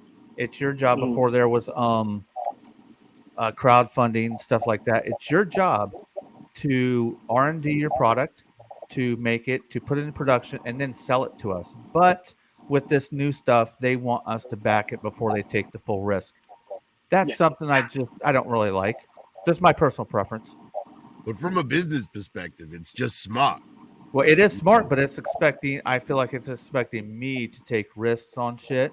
And I feel like they are obligated. Once they take your money, they are obligated to deliver. They can pay you profit director, but they can also give you a big pile of shit. And you're like, what the hell am I going to do with a big pile of shit? A lot of people gotten burned with stuff they haven't had hands on, or a lot of review before they could actually buy it. You know what I mean? So I understand. Yeah, that's where I've come from. And there's no shade on anybody that thinks different than me. I'm just so fucking old school like that. No, yeah, there is a risk that the final product, because it's pre-ordering at such an early stage of development, there is a risk that the final product may not be up to par to what you expected it to be. Well, but their history shows that they've done pretty 99% fucking well. Not 99. There's people that complain about Unicron about the final product and shit, but they got 2 products that are pretty large that they have quality control issues with. So it's their responsibility to hold up into that. Hey, if they keep going forward and their QC is even better and better and better each time, then damn, as a company, they did better. You know what I mean? If they are doing better, but we both know there was a couple products. I think it was the Sentinel. Didn't they have crappy knees? Oh, yeah, something like that. Yeah. But that dude, it doesn't matter. It's one piece and somebody that busted. We can replace money. We can't replace time. Time is involved in making all of our monies. Okay? When we run out of time, we're fucking dead. Right? So when I have to buy something like that and you deliver it to me and it can't even stand, that's a big failure. Now, how do they address that? How do they make their I've seen 2 of those Sentinels out of the box, and neither of them had the knee trouble that everyone talks about online. Well, dude, that's great for those people. Yeah. Hi, GZ Crease. What up, bro? Oh, geez. Yeah, I've not been able to get caught up with chat. I'm so sorry, guys. So that's just where I stand. And sometimes I will speak what I think, and Marcos will tell me what his thinks, or just another friend, and I'll learn something different that I didn't know. But unless I ask and I'm respectful about it, I can't understand if I'm thinking wrong. So that's where I go from there. Well, I don't think you can think wrong. It's just different. It doesn't make it wrong. Oh, I can make it wrong by the way I'm approached by how somebody is different than my opinion. That can be wrong by the way I react. Well, I think the most important thing is that the person you're speaking to understands the point you're trying to get across. Mm-hmm. Anything past that is them reading into it. Yeah. Yeah. I'll just say, like, I mean, a lot of times, I mean, we treat our family like that. I mean, I don't agree with all my family. I mean, but we can always get together, and we know when to stop. You know what I mean? Because we know that there's something more important than debating on whatever topic, be politics, toys, whatever. We just know that the person is the most important aspect in this picture. That even though we have differences, and maybe for us it will be in toys or opinions of how manufacturers do things, or you know, whatever. But at the end of the day, to me, you're the one who matters. Yeah, you guys are the, you know what I mean? So I can say, yes, we do this because it brings us joy. If there's an aspect of it that's not bringing you joy, you should eliminate that from your collection. Oh my God. Profit Director is speaking my language, Danny. My motto is I do this for fun. So if there's something negative within it, I cut it out. Get it out. You got to cut it out. You're a hater, Pack. Is a toy like this worth like ruining a friendship? No, I mean, some people it is, not me. Go ahead, Danny. It's not. That will destroy our friendship. How's that? Yeah. You know what's weird? Back in the day, I think, like, I remember a time where people liked different opinions and everything different was cool. Like, every rapper, everything in music had to be different from each other and they all existed at once. Like, I miss that era where, like, everything, like, all the shit used to come together. It used to be like, oh, that's cool for this and I like that for this. But now everyone's just, like, mainstream onto one opinion. And if you don't fit in it, it's, like, over. If I don't fit in it has gotten extreme. I mean, it's always been, you know, the thrill of the argument afterwards. Yeah. You know, like, if you go see a movie, you come out and you argue over what you liked and what you didn't. For sure, yeah, that's a good debate, but like it got so into more of like something else. I find people have gotten pretty extreme lately. You know it's funny. Nobody, like, if my wife's favorite color is red, my favorite color is black. Nobody argues about like, oh, your favorite color is wrong. You know what I mean? Because mine's is this, right? And the way I like. Well, I'm personally fine with both red and black, so you're both winners in my book. Especially if it's on a Hisstank, right? Cobra. Yeah. Hey, that's one thing I will argue with is over fucking Autobots or Decepticons, and I'll fucking go down. I'll do that. My argument is simple: the Decepticons want to kill us all, so I'm on the Autobot side. Hey, you can't hate on that. And you know what? This guy. I've always said since I've started collecting as an adult, I'm a Destron. I always just have been like Larkin. The Japanese stuff has always excited me a little bit more. There was a long time where it was different than the American stuff. It's kind of the same now, and that intrigued me. So I've always been a Destron, but I've never hated on anybody that wants to be an Autobot. Like Marcos hates on Autobots over there. Fuck them all. Hey. They have a fucking thing that they're trying to push. I don't like it. I'll give you this, Marco. You see, I did pre-order that Hisstank that turns into Megatron. So I do have a Decepticon on my team now. So I guess I'm kind of in the middle. Not only that, but the crossover for the G.I. Joe, I'm sure Starscream and Profit Director hooked up not hooked up, but talked to each other a couple times in that crossover fucking comic. I'm glad you retracted that. I was going to get mad at Starscream for sharing things he wasn't supposed to. Oh my God! Wow. McDJ is actually reminding me of about something I was talking about. So that goes right into what I said it was going to. Here's what I'm going to go ahead and explain while I'm comfortable in my own skin. Larkin was alluding to, and Danny earlier. All of you were about how we don't trip on things anymore, but maybe when we were younger, we might have. I'm comfortable in my own skin. I don't hardly ever, and I think McDJ was asking if I want it and I can find it, then I'm good. If I can't find it, then I'm just going to have to let it go. Kind of deal with the comment he made. And that's exactly the approach I make. I'm down to almost 100%. If I find it in the wild, I have it. Because if you guys remember when we were kids, I would live in a small town, so I would walk into Webb's drugstore and I would see Masters of the Universe or GI Joe on the pegs or Transformers. I lived out in the country, so and I didn't DVR everything, so I may not have seen every toy commercial. I would go in there and be like, "Whoa, what the hell is that sitting on the?" I didn't know. We know everything coming down the pike now, right? So the big shock factor happens on the pre-order. So when the pre-order finally pops 3 months to a year and a half later, your love kind of dies down some. So I hunt. That's why I like to pre-order it and then put it out of my mind. That's it. But okay, so we're gonna go around. What do you do to keep you comfortable in your own skin? You know what I mean? So I don't sit there and I just don't pre-order a whole bunch of stuff because it's stressful to me. It's always gonna pop at a time. I can't handle it. I just like finding things in the wild. All this stuff means a little bit more to me if I find it like I used to when I was a kid. So I don't know what Marcos is doing. So Danny, it's up to you first, Danny. I mean, it's just in Canada, man, where I am. Like, I can't find everything in the wild, so I end up. Big Bad usually gets stuff late, so I'll pre-order sometimes off them in ages 3 and up in Canada. And if I don't find it if I find it in the wild, I usually can cancel it before that. But then there's some stuff you'll never find here, like the classified stuff, so I have to pre-order. But dude, I was one of those people that freaking pre-ordered everything and stuff, and it just became too much. And I'm just now like, I pre-order some third-party stuff, a couple hard classified figures, and like, you know, I try to keep it limited, right? But I was pre-ordering everything like NECA, Black Series, third party, Generations, like my God. Oh, there it went. Oh. While you're in the middle, Danny, I'll come right back to you. Christopher Kenneth, or I said that name wrong. Sorry. Bullwinkle, do you collect 6-inch 3/4? What's your preference? So I don't know if they hash that out. Go ahead, Danny. No, just like that. Like I'm just finally getting to the point where, like, I don't. I have to not. I like to find stuff in the wild, but if I can't, and I need it, I'll have to buy it online. But it just, I'm trying not to have so much stuff pre-ordered because that just like that starts destroying your life, man. Oh yeah, starts destroying the love. Yeah, it can for some. Fuck you, Sam.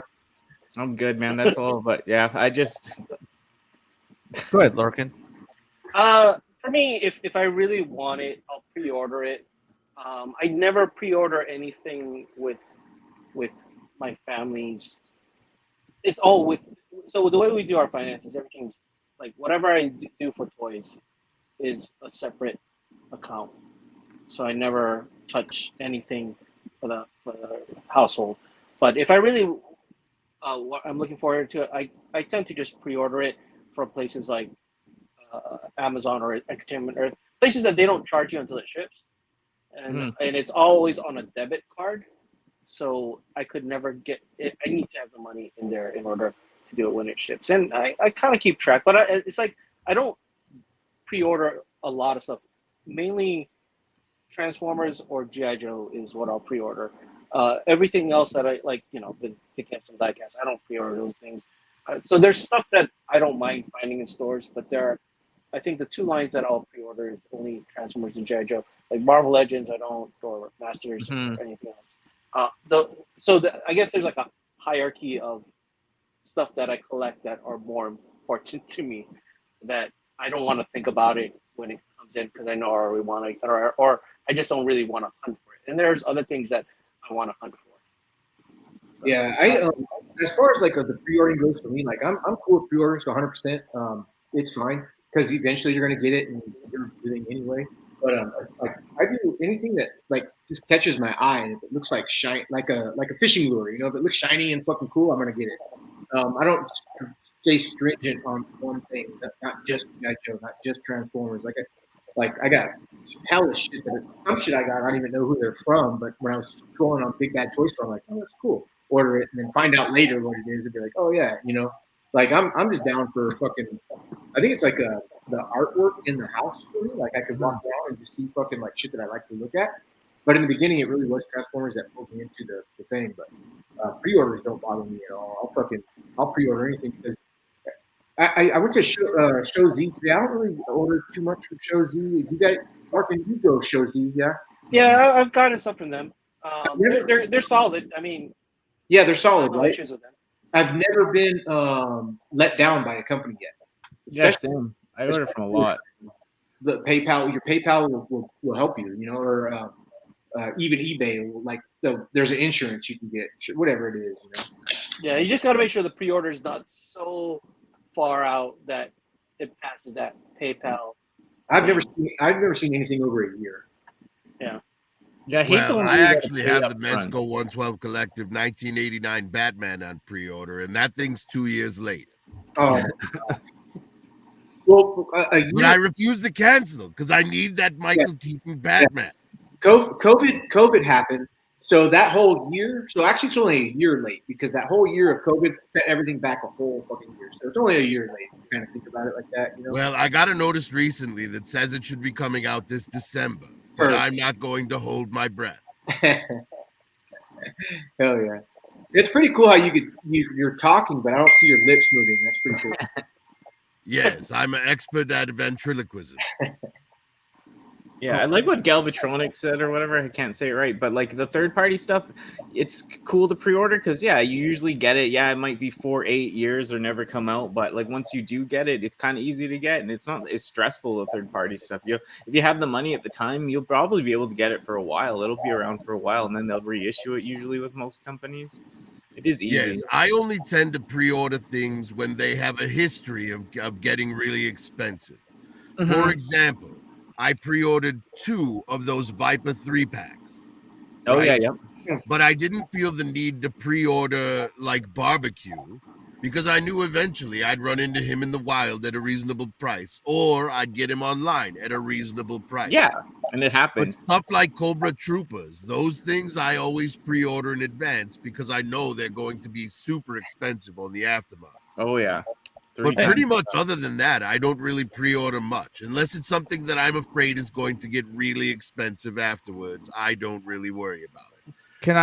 I collect so many things. I collect Star Wars Black Series, Power Rangers Lightning Collection, G.I. Joe Classified, Marvel Legends, Mezco 112 Collective, Masters of the Universe Masterverse, Jurassic Park Amber Collection, SH Figuarts, Figma, Mafex. Yep. And also because I'm always shooting videos, I have whenever there's something that's a prop that scales well with the figures, I buy that as well. So for me, the long waits that everyone complains about never really bothers me because there's always something coming at me. Yeah. That's cool. You know, that's why I can pre-order something and then forget about it. Not even think about it until I get the email notification saying they're hitting my card. Well, he's yeah. Oh, sorry, Pat. My wife just messaged me. She needs something. I gotta help with the kid real quick.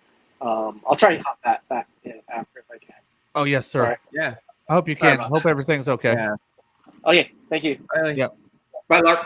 Bye. Oh, nice meeting you, everybody. Nice meeting you. Thank you. Before we go on, I want to, because not every may be subbed to everybody. Danny Dolphin's link is in the chat right here. Thank you. Go ahead and just fucking subscribe. I mean, it's not a fucking big deal. Just hit them shits. Larkin's Lair got his link in the chat as well. Hey, don't sub me. I'm done. I didn't even. Hey, I haven't got to you yet. Just a second, old man. Jesus Christ. Come on. So I do have. Let me find it in my thing here. Where the fuck is this show? Okay, the Profit Directors channel. Yeah, I need it. Also in the chat. You guys go ahead and hook him up too, because we all have people, like Marco said earlier, the tree is different. Some people know somebody, some don't. Help them out. All right. Puck you, McD. Yes, every view is appreciated. I'm still growing as a channel. Well, I'm going to tell you what. Since I put a video out, I only have 14 videos on my channel, and I have less than 400 subscribers. So I'm not huge or anything like that. But nothing happens over here. I think I have something to offer that no one else is doing right now. That's cool. Yeah, I subbed you, man. You got one more now. I'm gonna do it. Appreciate it. I'm sorry, I haven't subbed to you. I like his stop motion where him and the Baroness. Yeah, I see them already. Toy hunt. Yeah. Yeah. I'm gonna like that one. Yes, one of my favorites that I've done. It was only about a minute and a half. But you remember the old G.I. Joe PSAs? Yeah. Where they were, the kids were doing something stupid and one of the Joes would stop them. And then you'd get the, the whole, and now we know. And knowing is half the battle. That sort of thing. I did a spoof one of those. And it's only about a minute and a half. But it's probably my favorite video that I've done. That's cool. That's cool. I'll check it out for sure, man. It looks entertaining. You at the desk, you're right there. That's cool, man. Yes, and there's an ongoing story behind all of the videos. Oh, sweet. Like, for example, right now, Cobra Commander is nothing but the janitor. Because the money for Cobra comes from his trust fund that he gets from his nana. And I proved to his nana that he was too stupid with his money. So I'm now in control. I just have to make sure Cobra Commander remains employed. So I've made him a custodian. I see you in the chat, Bullwinkle 80. Definitely, you know where to find me. Hit me on Instagram. It's just that easy. We're also going to shift this now because I think everybody's kind of talked about what they want to do with the hiss. Let's go ahead and do Grip Ripper Ride, basically our haul section. And if you have a lot, just take turns. So, like, I know Danny got a lot of shit, so a few things or whatever. Yeah, and sadly, I don't even have a camera set up. Oh, but you can tell us if you've got something. You can tell us and describe it. So, Marcos, go ahead and lead us into that. I'm gonna take a piss. I'll be back. What's up, Red Room Diecast? What's going on, man? Hey, Red Room Diecast. Hey, first, before I get into Grip Ride, Profit Director, do you fuck with on Instagram, My Mom Threw Out My Toys? I believe I follow him. Okay, so check out this three. If maybe you've seen it, maybe you haven't, but check out. You're going to be on blast. You're going to be on blast for a while. So this is the crossover. He 3D printed this for me, and it is amazing. He did a fucking. That is very cool. Yeah, phenomenal job. Look at that. It's got controls in there. Now, everything short of the LED lights, this is more than the classified, and I opted to pay more. He didn't want as much as I paid for him. He was like, no, that's too much. I was like, no, your time for 3D printing something that's so perfect is far more important to me. And he made a little trailer hook right here. Mm-hmm. Trailer with Energon cubes, and it's got my M3 Reviews logo on the back of the trailer. He did so good. Obviously, the tracks are fucking what they are, but I just wanted to bring him real quick because we were bringing him in real quick because we were talking about the Hisstank and shit. The guy did a really good job. So My Mom Threw Out My Toys is amazing at 3D printing. If you want to check him out on Instagram, or if you don't already, but I just want to bring that out real quick. It's fucking badass. He did so good. It's heavy too. It's fucking got some weight on it. I had that sitting here because there's a couple hisses that I wanted to show up while we were talking about the hiss. I couldn't let that fucking go by. But no. Profit Director, do you do He-Man? I do. Well, I do the Masterverse figures. Okay, so me too. I got a couple of the Masterverse. Did you do it recently? My most recent purchase. I found the Deluxe Beast Man. Yes, he looks really good. I love the fur. Yeah, yeah. I mean, why not? And and the whole thing with that is he looks just as good without the fur as he does with the fur. He does. Well, his classic look is what I have him posed in right now. Okay. But I do like the fur. The thing is, I like the head sculpt better on the last Beast Man they put out, the one for Revelations. So it's not the same orange, so I can't just head swap. They're completely different oranges on the fur. Oh, you do photography. So you could head swap and then kind of like sepia, change the tones and shit. Oh yes. When I do a Beastman video, I'm sure I will. Well, I don't think I'll do a Beastman video. I think what I'm planning is just doing a Masters of the Universe, Masterverse like overview video, where I basically review all of the figures that I have. But I'm not going balls deep in it, for lack of a better term. Oh. Right, me neither. I'm getting the main characters for the good guys and the bad. Right? Like so far what I have both the Beastman releases. I have Skeletor Evelyn, Trapjaw, and Triclops, and I want to get Merman, right? Okay. And then for the good guys, I have the classic Tila, He-Man, Man-at-Arms, Battle Cats, and I got the Orko I had to get the Savage He-Man to get the Orko, but I did come away with a very nice Kazar figure for my Marvel Legends collection. Cool. Which one's Kazar? Well, that Savage He-Man figure. Oh, okay. So see, I'm into it, but I'm not like you said, balls deep in that shit. I started seeing some shit. Like I saw Beast Man, and I was like, I have to have that. And pop the trunk door. You got me, Tila. Yes, I'm not going to buy like Spike Ore or Stink Ore or any of the ores. I'm just going to stick to the main group, you know. Yeah, none of the ores. Hey, Good. Nice Everything's cool with Larkin. Cool. Speaking of Larkin's good. for any He-Man fans out there, these are the action figures. Those ones, yeah, I've seen them. Yes, those are from the animated series. Those are stactions from the Mike Young Masters Universe 2001 to 2003 ish. It could have been 2002, but it's the early 2000s. That show was fucking fire, dude. Those are the figures that they made at the end when the fucking line got canceled. Basically, the thing about the original anime that sticks out to me most is the rotoscoping technology they used to animate it. They basically drew over actual film. That's the Four Horsemen. Do you have any more of those stactions? They're called stactions. Statue action figures. Half statue, half action. This right here came today.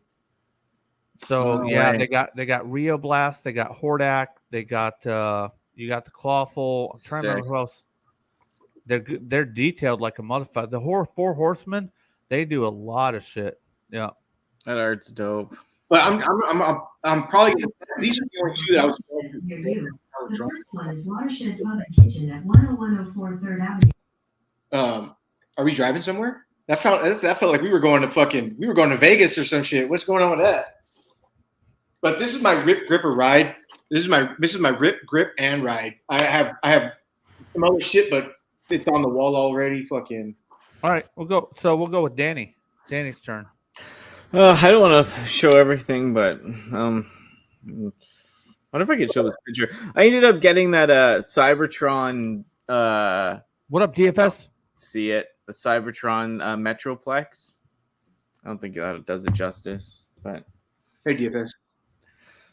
You know what? I got this lately though. This is actually kind of cool because I don't know if you guys have the Fans Toys ones, but I got the Trans Xbot Cyclonus. I don't know what they call it, but I'll show that.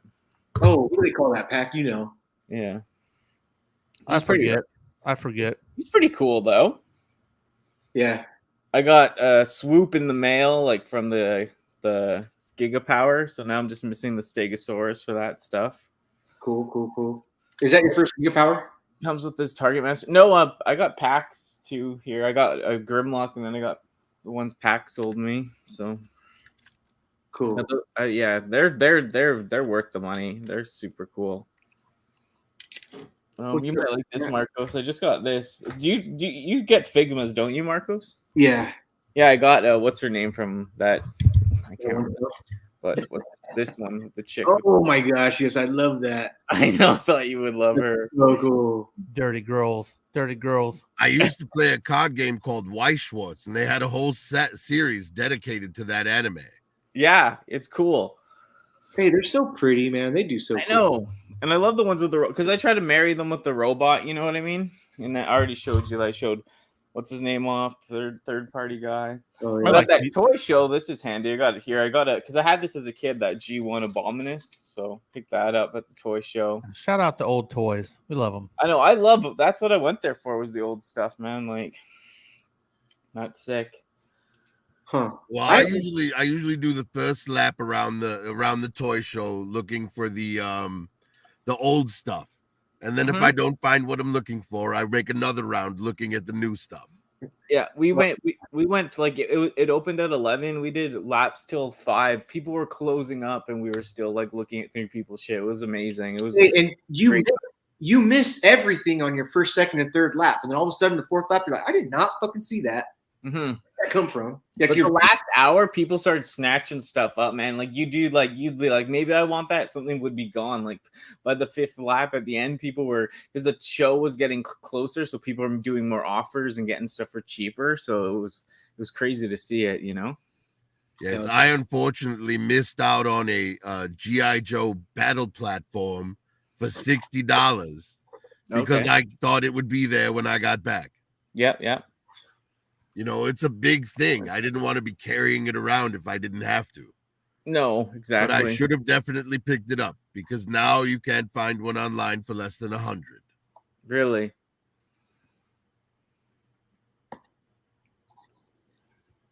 I won't make them hump. Don't worry about it. Bitch, my fucking mic was muted. I'm sorry. Hey, Prophet Director, there's a saying on my channel.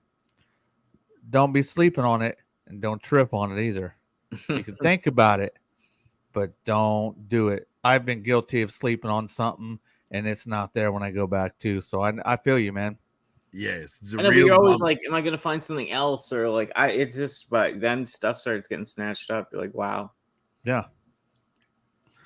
So what'd you get? I'm gonna show. I got one thing I'm gonna show, but what have you gotten lately, Mr. James McCollum? Well, I just yesterday actually I picked up the Star Wars Black Series Sith Apprentice Darth Maul. You know, the one with no shirt.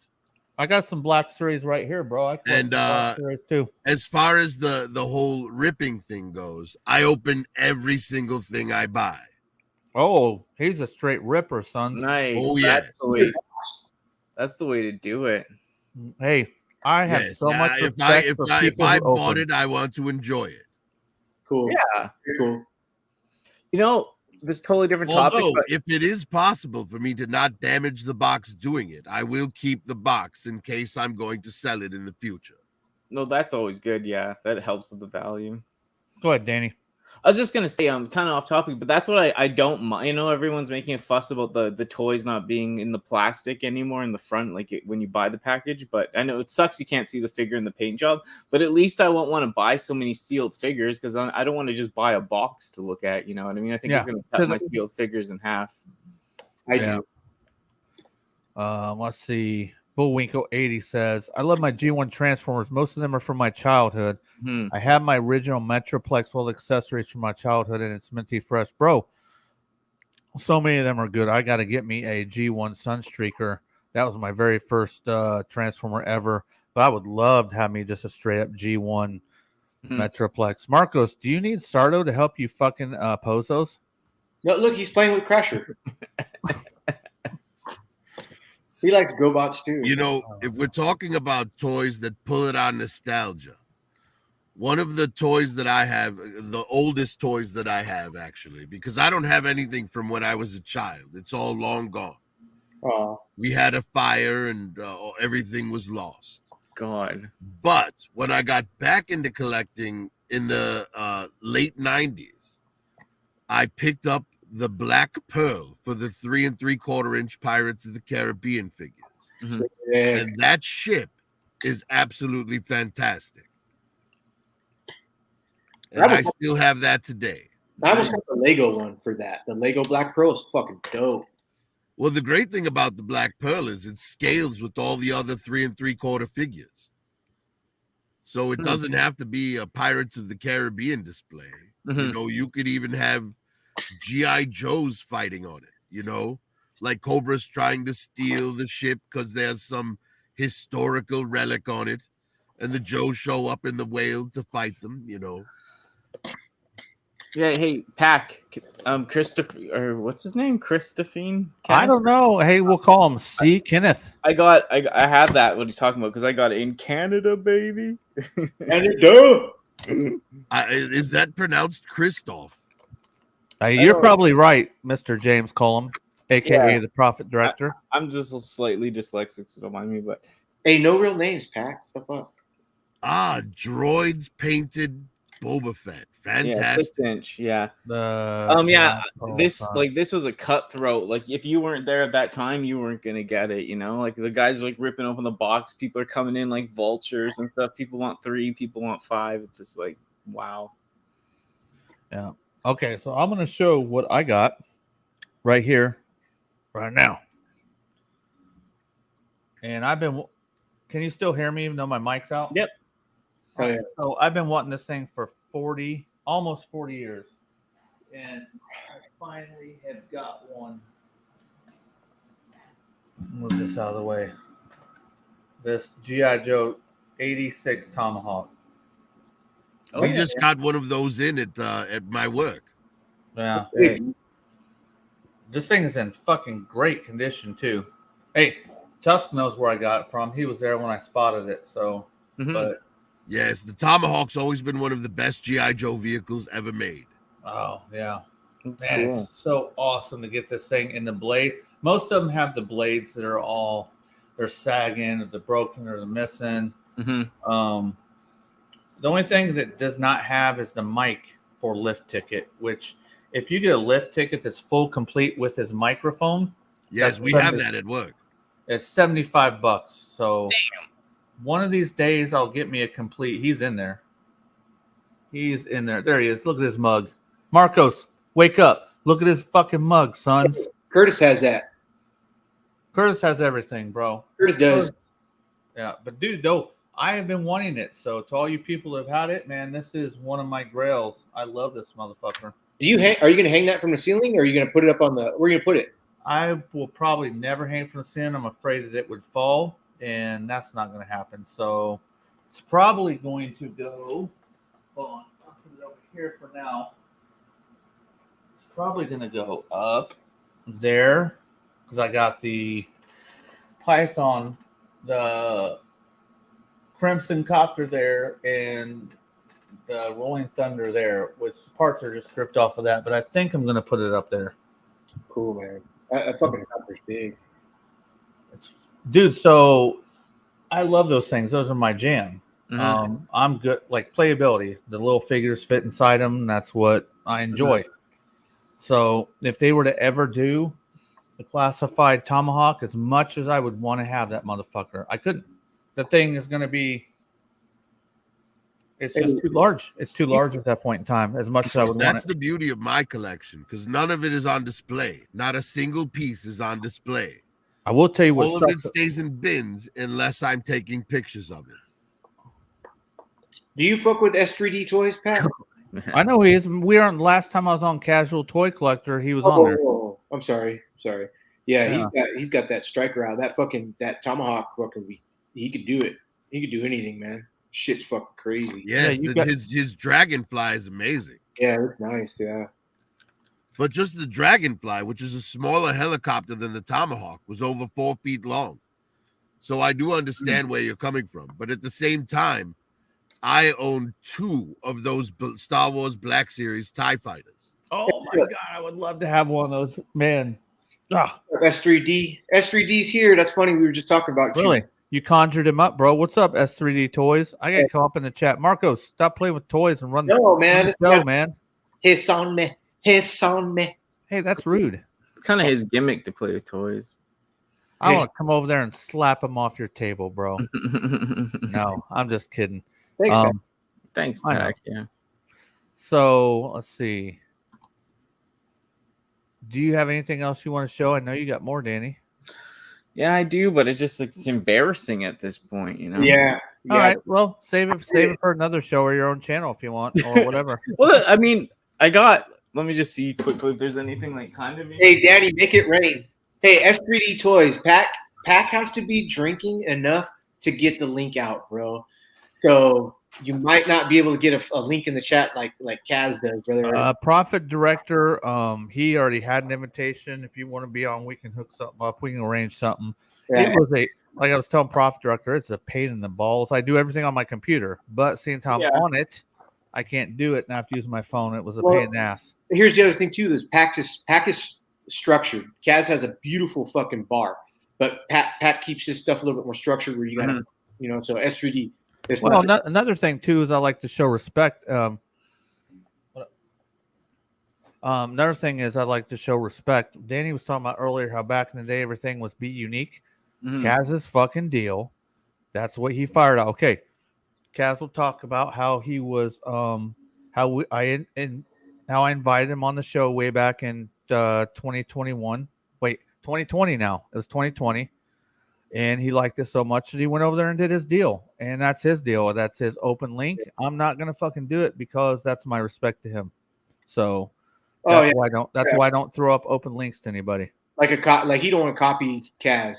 I'm hardcore with that. I just don't like copying motherfuckers. Hey, I'll copy Kaz all day long and throw up links in my shit, man. Yeah. Whenever I do go on, fucking everybody, come on. Kaz's show is fun in its own way, but it's very nice to have a mediator there. Yeah. To help people not step on each other with their, conversation topics. So everybody should want to be different. You got we know there's a lot of people out there making content and they don't have enough creativity or personality. So they have to steal other people's shit. Mm-hmm. I'm against that type of shit. So I'm very firm on not even coming close to copying people. Hey, I only steal OnlyFans. Somebody pulls their wiener out, I pull my wiener out. It's cool I guess you now could to say copy, I steal though. anime because I use 123 anime. The issue though is with younger people, it's cool to copy because they all want to seem like that's because they're not where we're from, Danny. Same, I know. Our thing was everyone had to be different to be cool. Their shit is everyone has to be line up the same because they're like we were just. I guess people were bolder from the 70s, 80s, 90s. It was like. Well, I think what it boils down to is people with like interests are going to gravitate towards each other, and the internet has opened up the world. So now that when I was a kid, there was no internet. Yeah. So for me to have a group of people into the same stuff that I was, I had to go out and find them. Now it's very easy to find other like-minded people online. Mm-hmm. And it's a good thing because it allows a community to grow. And it allows a community to branch out in different directions. Kaz's show is great. It's not the same thing as your show. Your show it's more like a guided discussion. You have topics that you're going to cover, and Kaz's show is a free-for-all. We just go, everyone goes on and they talk about whatever. Right. But I enjoy the structure of your show. Real quick, then we'll get back to it. Marcos is gone, but we have a 3 Livestream VIP in the house. Dreadpool 26. He was if you're a VIP member, you were on the very first show we ever did. It was actually called 0.5. Every show me and Marcos Sardo, we all do. It's Roman numeral, and we're on. This is 46, and there's like 3 people that showed up right off the rip on that show. So Dreadpool 26 is one of them, and shout out to him. Marcos. Was it? I was talking about Dreadpool 26 being a VIP. Dreadpool 26, what up, homie? Is he in the chat? Yes, he is. Nice to see you, brother. I'm surprised you're not doing your own live stream. Hey, Dreadpool does coins. Profit Director Danny, Danny, I've asked you before, but Profit Director, do you do silver, coins, gold, bullion, anything like that? The only gold I fuck with is the gold I'm made of. Yes. Dreadpool does all fucking silver. He's got a huge friend group and following, and as well as he does just good fucking. They talk about silver, and they have like raffles and fucking this and that. Dreadpool, what's up? Thanks, Bullwinkle. I appreciate that. But we talked about this a little bit ago. I don't know. What's it? Capitan says, I would love to see a hooded Cobra Commander as tier for the Hiss. And we were talking about this earlier, and I brought it up. Me and Larkin were talking about this is our favorite G.I. Joe, our Cobra Commander. Now, I'm not talking about the freaking 25th. I'm talking about the original one from 87.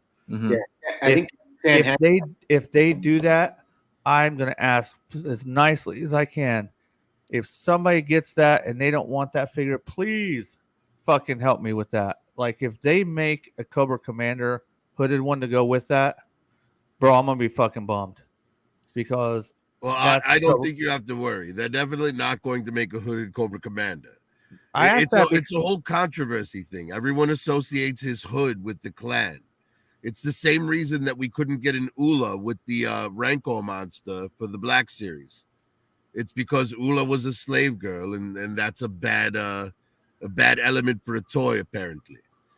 There was a whole hashtag going around, no Ula, no Mula. All the collectors wanted the Ula figure.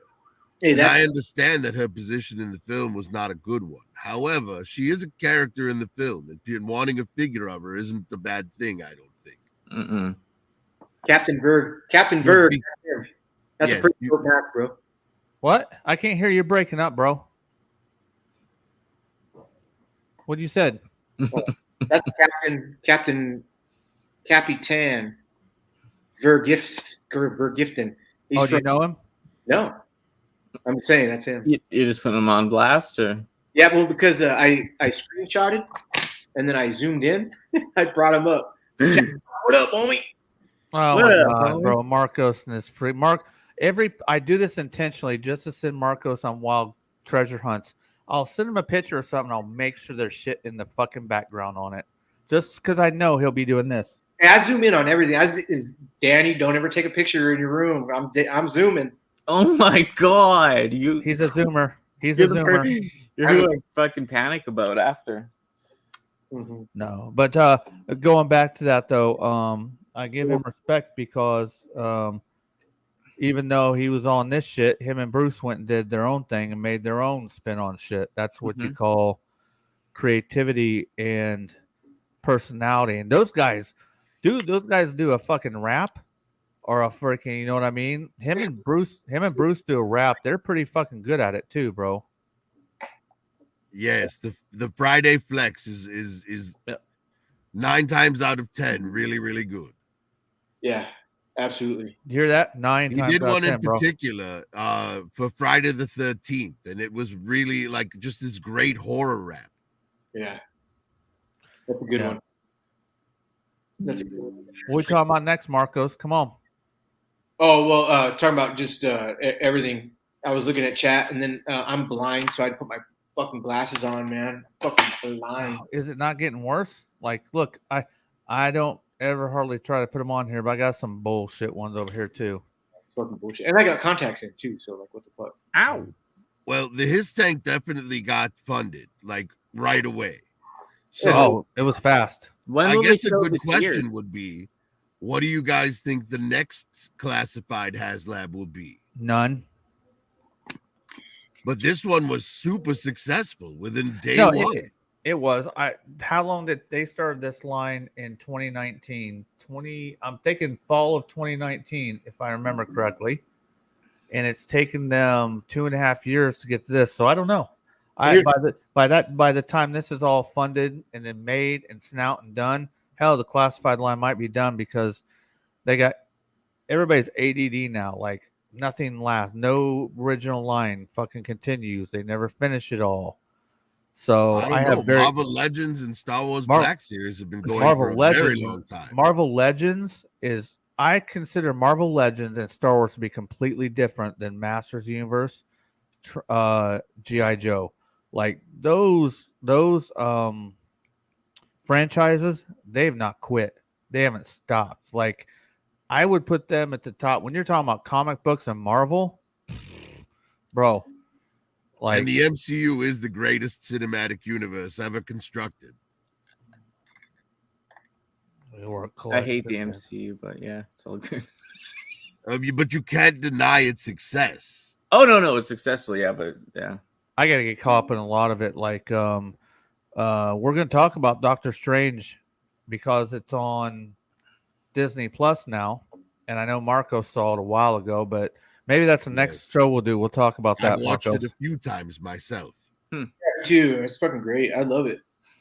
I love it. I love it as well. McDJ says he thinks that the G.I. Joe Mobat is going to be next. Yeah, well, if they're going to do another one, it's going to have to be a G.I. Joe vehicle. They're not going to do 2 Cobra vehicles in a row. I want the shark, please. What's his name? Deep Six? Deep Dive? Deep. That wasn't one of my favorites. Something iconic for sure. It has to go in the bathtub, and you have to put him in water, you fill him up, and then he sinks. And then Deep Dive. What's his name? Prophet? Deep Six. Deep Six, yeah. I love that shark, man. That shark's fucking. I think they should do some sort of Jeep. Definitely. When you talk about G.I. Joe, and you better have a freaking Awe Striker. You better have a freaking fucking Vamp, some shit. Well, but you also know that Hasbro likes reuse, and they've just announced that they're going to be making CoverGirl. So you could do the Wolverine tank with the missiles on the top. It would be similarly sized to the Hisstank, and the driver figure would already exist. Yeah, they definitely are going to capitalize off any mold they currently have. Danny, I got a question for you. Did you get anything other than Transformers at that show? Yeah, no, other than what I saw that doll. Yeah, I'll do that. I got a couple things here. This is kind of hard to find that weird Grievous. That Walmart. I love that Grievous. Yeah, I have the other Grievous, but that one would definitely replace it if I had. Yeah, but I had to pay for it because like I don't want to go this. If you don't go to Walmart every day, you won't get that. And then I got this. Is that new? Finally, this was is that Grievous new? Yeah, it's supposed to be in Walmart's right now or is that tomorrow. 6-inch? It's unfortunately a Walmart exclusive, so I'll never see one. That's why I just paid because whatever, right? I was like, I'd rather get it from them than like CMD or something. But this was a holy grail pop for me. It's Paige. She's my favorite. This was like I don't really do Funko, but she's my favorite. So and it was only $50 on eBay. It's like $100. And then I bought this. It is Transformers, but I wanted to get it just because the new one's coming out. So I like that line. I think that stuff back then, a lot of the leader classes were built really strong. Yeah. No, I got it there too. Armada, Megatron, or Galvatron. Like I'm kind of collecting. I want this. This I think has actually been opened, but it's in the box. I did get some. I'll grab them, but nothing too crazy. I got some vintage Star Wars figures. Yeah, the Killer Whales actually is not a grail, but it's up there, man. I just wouldn't be down with that size of a piece. After a while, man, like just too large of stuff.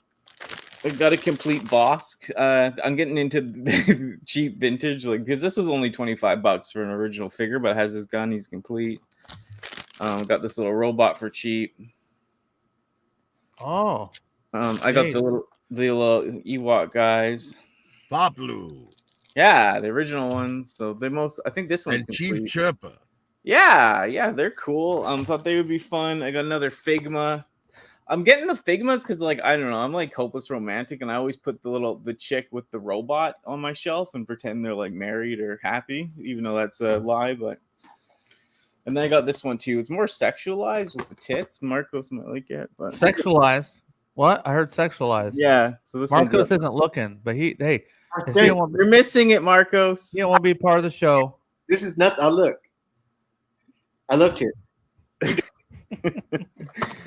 But yeah, I kind of get, like I said, but I want to get rid of stuff too, man. Like I got a whole bunch of stuff like Power Rangers Lightning Collection I have sealed. I want to get rid of. I need to do either a show or do something, sell some stuff off. Let's see. I didn't see. Hold on a second. Hey, Danny, are you STONED? I can't say it out loud because we're on PAX channel. Stoned. God damn it. Of course. I'm going to give Christ, Marcos. Come on now. Hey, I still keep it raw over here. I don't know why you think it's all fucking weak and PC. Look, Danny just turned off for fucking. I just heard because someone told me it was weak and PC. My turn. I'm trying to see because McDJ said later, Kenneth, and I don't see where Kenneth said he's out. Walmart. I gotta go. I forget. Okay. Yeah, I'll just show these off quickly too because I got some other wrestling. Because what's her name left? Sasha Banks, so I got that figure. I only do the chicks though. I actually just picked up the Britt Baker figure from the AEW line. Oh, nice. Yeah, and Lynch. I don't think. Yeah, no. Yeah, I've only got the chicks for some reason. I don't know why. I just think they're fun, but. I picked up Britt Baker. I will admit that I picked up Britt Baker to do a custom because I love the boots on the figure. Yeah. S3D said he's going to make a whale. Good night. It's going to be the size of a football field, son. S3D, if you make a whale, dude, Gushing Galvatron will buy it. 100%. There you go, Gushing. Your money has been volunteered. There you go. That would be gigantic, though. Hey, Gushing, if you don't fuck with S3D, check him out. He does some really good fucking shit, and he's got the Striker 6-inch scale. Motherfucking, it's badass. It's big. Everything works. You will like the whale. Hey, that whale I'm gonna put a price on that whale right now, Steve. I'm gonna put a whale. $950. $950. 1,700. Oh man, I was way out. Way out. Yeah. There's probably 65 rolls. Oh yeah. No disrespect. I just don't know how much probably that get shit it down to 1,500 if he wanted to. But honestly, because if you think about it, there's a lot of negative space inside the hover pods, right? So he could just do like a 10% infill on that big ass pot and save a lot of plastic. Hey, McDJ's just talking shit. Hey, McDJ, no, like DJ says, seeing how Marcos he can't look in the camera no more. Fuck you. He's got to freaking turn his cam off. M3 thinks your channel's weak because of that beer he drinks, Pack. He said Bud Loser. Oh, this guy. It's cool, MC. I'll be over your house tomorrow, man. I think he's saying he's going to be over the house and fuck you up. I don't drink, guys. Ever? I know you should. You do the smoky though. But I do live in a state where it is legal. Excellent. So I do partake in a smoked, not liquid lunch. Please send me a custom picture of your avatar with cropped in joint. Pack cigarette coming out of your mouth. Yes, and with my real life beard photoshopped onto the chin. Hey, if you do that, I swear on everything, I will poster print it and I will put it up on my fucking wall, man. Well, now I have to do it. Oh, thank you, Prophet. Hey, it's so easy to go to Staples, and you just 18 by 36, 24 by 36 on it. How they print that off on a nice shiny piece of paper or what? Well, Roundhead K2000 fucking shit right here. Shout out to Roundhead. Check this out. I had to print that. That is so. Excuse me, guys. Let me put you over here for a second. Here, and you got to tell them who did it. Roundhead. It's right here. Roundhead K2000. I fucking. No way. That's bullshit. That's my living room 2 weeks ago. You do Zoom, don't you? Destro's on the phone, chilling, drinking that fucking wine. He's got my woman, and she's cheating on me, that bitch. But I think you've got that a little backwards, my friend. Yeah, I think you do have a backwards. Prophet Director called that. I love it. I think this is great. And as soon as I saw it, now everybody puts out some really good pictures, but this one caught my attention because I love the den look. I love that they're in the cabin in the woods. They got away from Cobra. They got away from everything, and they're like, you know what? We're taking a weekend off. Let's go chill. And Prophet had to check his phone just before they had that last wine so they could go fucking romp-a-domp-a-domp. I love it. I think that's dope. I had to print that. You're really good. I gotta get another beer. Fuck.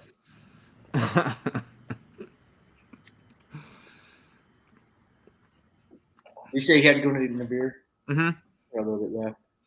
Oh, is it no cam time? Boom. No, I'm just eating, and usually people have to pay to watch me eat. So, See, the reason that I don't drink is I tended bar for a lot of years, and there was one constant in every bar that I ever worked at.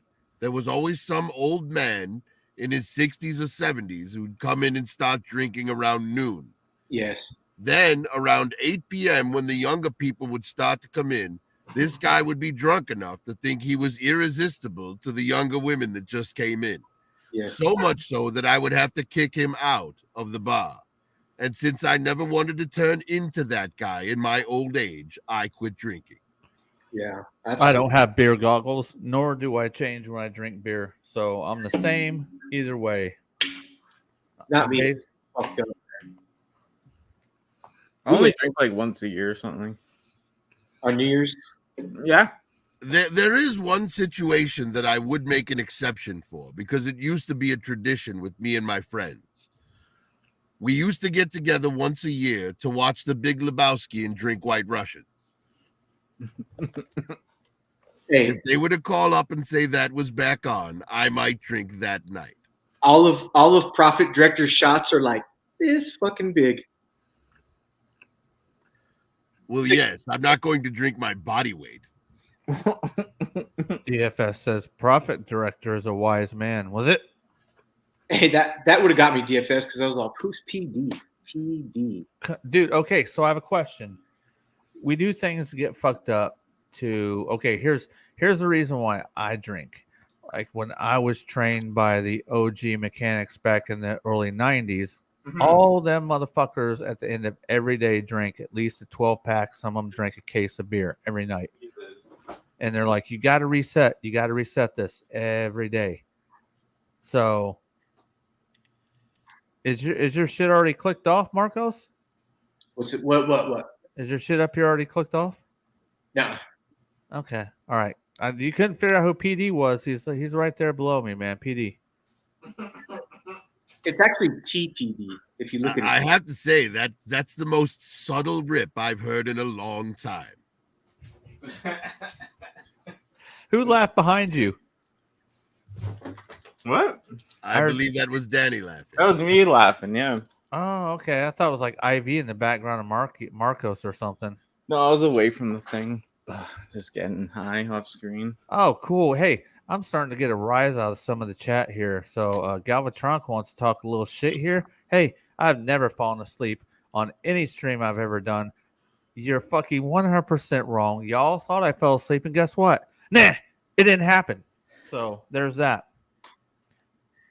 Hey, McDJ's an asshole. You're an asshole, McDJ.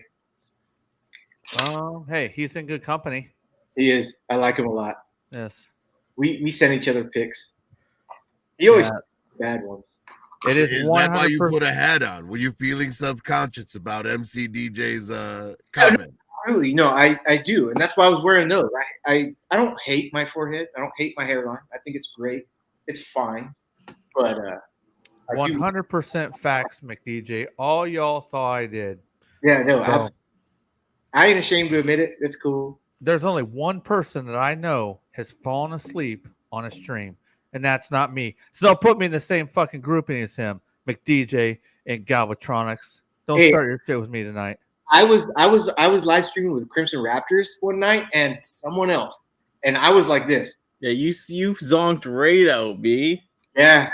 When my wife came in, she's like, hun. And I was like, what? But then I got up and we go late, we go hard. And I was done. Go hard with your mom. Pac met my mom too. That's fucked up, man. That is fucked up. Go hard with all y'all moms. So hey, Danny's mom for sure. Yeah, no, she'll tag team both of you or whatever. Oh, see, this is the part of the show, Prophet Director, where we're done with fucking topics and we're just gonna fucking talk shit right now, bro. Yeah. So there's nothing wrong with talking a little shit. Hey man, I always say this: if I'm not busting your balls, I don't like you. That's just how I was That's how I grew up. Everybody did it with me, man. Builds character. Yeah. A little bit of character. Oh, dude, we got to get DFS up on this bitch again. DFS only been on here once. And hey, Galvatronics, I asked you a week or two ago about being on here. You didn't give me the schedule, bro. Come on, Marcos, we got to have a Galvatronics on here again. Gushing. It's Gushing. Yeah. I want to be on with Gushing sometime, man. Okay, I'm going to give Gushing some advice before you step up into my fucking shits, bro. Wait and get drunk till after you've been on the show. Last time that motherfucker was drunk as shit when he started. Was he? Yeah. He knows it. Wow. Gosh, man, if I could just say that right now. He is, bro. Hey, I have mad respect. I have mad respect for people who have a trade. They're able to work a trade, and he can work with his hands. He does woodworking like a motherfucker, man. That guy could probably turn what is that bullshit wood called? It's not really wood. What the fuck is that shit? He could probably turn particle board into a fucking into oak or some shit, dude. He's good with it. You can't turn chicken shit into chicken soup. Particle there board, you go. Garbage. Even would have a hard time with that. Huh? What? Yeah, particle board is terrible. Particle board's terrible. It gets wet. Yeah, I know. It's It's disgusting wood. I don't even know why they made it. But he could turn it into something beautiful. No, he couldn't. That would be his one fucking. That's He his could. eyes. He could. If he did particle board, I'd be like, "Fuck you, Gushing. Don't ever touch that shit." I mean, it's just sawdust and glue. Oh yeah, it's not even real wood. Sawdust and glue. Hey, Really? Galvatron says I toss shit like dirty burgers. He's tossing salad like dirty burgers. Oh, the rest of McDJ, it's all right, man. I'll give you a pass, bro. I'll give you a pass, man. It's all right. Prophet, how late is it for you right now? What time is it for you? Right now, it is 11:06. Not too bad. So I'm same time for me, 11:06. I'm 9. Yeah, I'm 9. Yes, I'm in Chicago right now. That's right. Chi-town, baby. Hey, I know somebody else that's over in that area too. I can't divulge who it is because it breaks street code to give out people's locations and information. Chicago. Huh? Dude, you're a fucking dick. I'm about to cut you off the show now, bro. Here, let me help you. Oh man. Hey, Simple Eddie's fucking. Look, Chicago's a big town with a lot of people. Profit Director, Gushing texted me a half hour or hour ago, and he said he'd like your information of what your store is all about, because I'm sure he'll take a 45-minute drive through Chicago. Well, our store in Willow Springs and in Joliet, they're both branches. It's called Dragon's Den Shop. Dragon's Den. There you go, Galv. Oh, I'd be cool if you guys met up. Hey, Galvatronics, don't make fun of Profit Director's height. He's only 6 inches tall, bro. But he runs that store, man. So I keep hearing you say, Profit Director, we have that in our store. We have that in our store. Would you like to elaborate on what you have a store? What are you talking about? All right. Well, it's not my store. I work for some friends who own the store. It basically, I would say it's about 50% Funko Pops, which is unfortunate because I really can't stand Funko Pops. But the other half is retro toys, all the major brands for action figures, NECA, all the Hasbro, Mezco's, the Japanese import figures, all of that. We have a Castle Grayskull from 1984 complete in the store right now. Oh, if you come across a Fright Zone 100% complete, that's my holy fucking grail. I need one of those motherfuckers with a goddamn complete, non-broken up, like disintegrated fucking lizard puppet motherfucker. Dude, I want that motherfucker so well, bad there's again. always a chance because we do have some distribution with distributors to get toys on shelves, but most of what is in our store is sold to us by our customers. Is it hard for our you motto guys? is buy, sell, trade. Yeah, okay, because is it hard for you guys to ever make, if you wanted to, even like a third-party connection to sell third-party figures in your store? Or is that just hell? Well, it would be up to that third party to let us know that they wanted to sell in our store. Okay. And then either we would buy, the items from them at wholesale, or we would let them sell it in the store under a commission. Oh, cool. But again, I'm not the owner. The owners would have to make those decisions. No, yeah. I just wondered how that even worked at all, because I see some like Ages and all that. They got all that's a place near me. They got all the third-party hookup. It's like, how does somebody even do that, We're kind of like Disc Replay a little bit. I don't know if you have Disc Replay where you are. No, I think I've heard of it. Down here, when you go inside, only half of the store is CDs and games. The other half is toys and things now. Cool. They have loose figs in bags, things like that. Oh, damn. That's real shit. They shit on their customers with what they pay for the figures. They pay $2 for something they're going to put on the shelf for $60. It's ridiculous. Where we're at, we pay people like 50% of what we're going to sell it for in cash, or they get like an extra 10% if they want to do it in trade. Yeah. But when people want to unload like bulk stuff, like a lot of a collection or something, that's where we get the meat of our stock. And then on top of that, we host trade shows And because where our location is, it's a very unique little shopping center. And our store is on the second level, up some stairs. It's outdoors, and it looks like a little pirate village. It's ridiculous. But we have a courtyard out there, and we set up once a month during the warmer months. We do a trade show, and we let vendors come in and buy tables, and then they can peddle their wares out in the courtyard. And there's usually 15 to 20 vendors out there.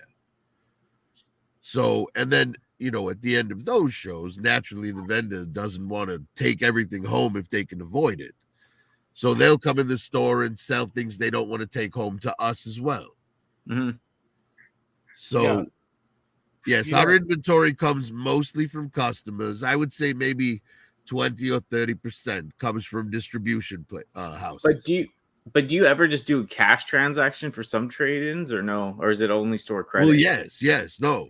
Okay. If someone wants cash, they're going to get like 50% value. No way, that's but sick. If they that's want good, credit, man. they'll get like 60 or 70% value. Yeah, true. Yeah, that's cool. Man, that's pretty good though for cash, 50%-ish. Like that's pretty decent. Yes. Well, that's why we get a lot of repeat customers. You know, we pay people well. Yeah. Yeah, most places don't. Hell no. Yes, well, most places are going to try and undercut their customers, but you know, when your business is you know, dependent on customers selling you things, you don't want to burn anybody. Yeah. You got a question, Danny? A Capitan? Danny, are you going to review Junk Keep 86? Well, I got 2 Danny's Worlds coming out. I'm going to post those. I haven't reviewed anything in so long just because of the time it takes to do it, and I was getting like a few hundred views on it, so I was like, okay, that's pointless, right? Like, but I mean, maybe I might bring back reviews in a different way. I just got to figure out how to do them quicker and post them quicker. You know, I'd love to share my thoughts on a toy. I know, good luck, but I mean, I'd love to do it again. I miss it. It's just time versus, you know, I got to take off my clothes too in the meantime for money, so it's a busy schedule. I got 2. I'm sorry, Pat. Danny, you posted a video in a while.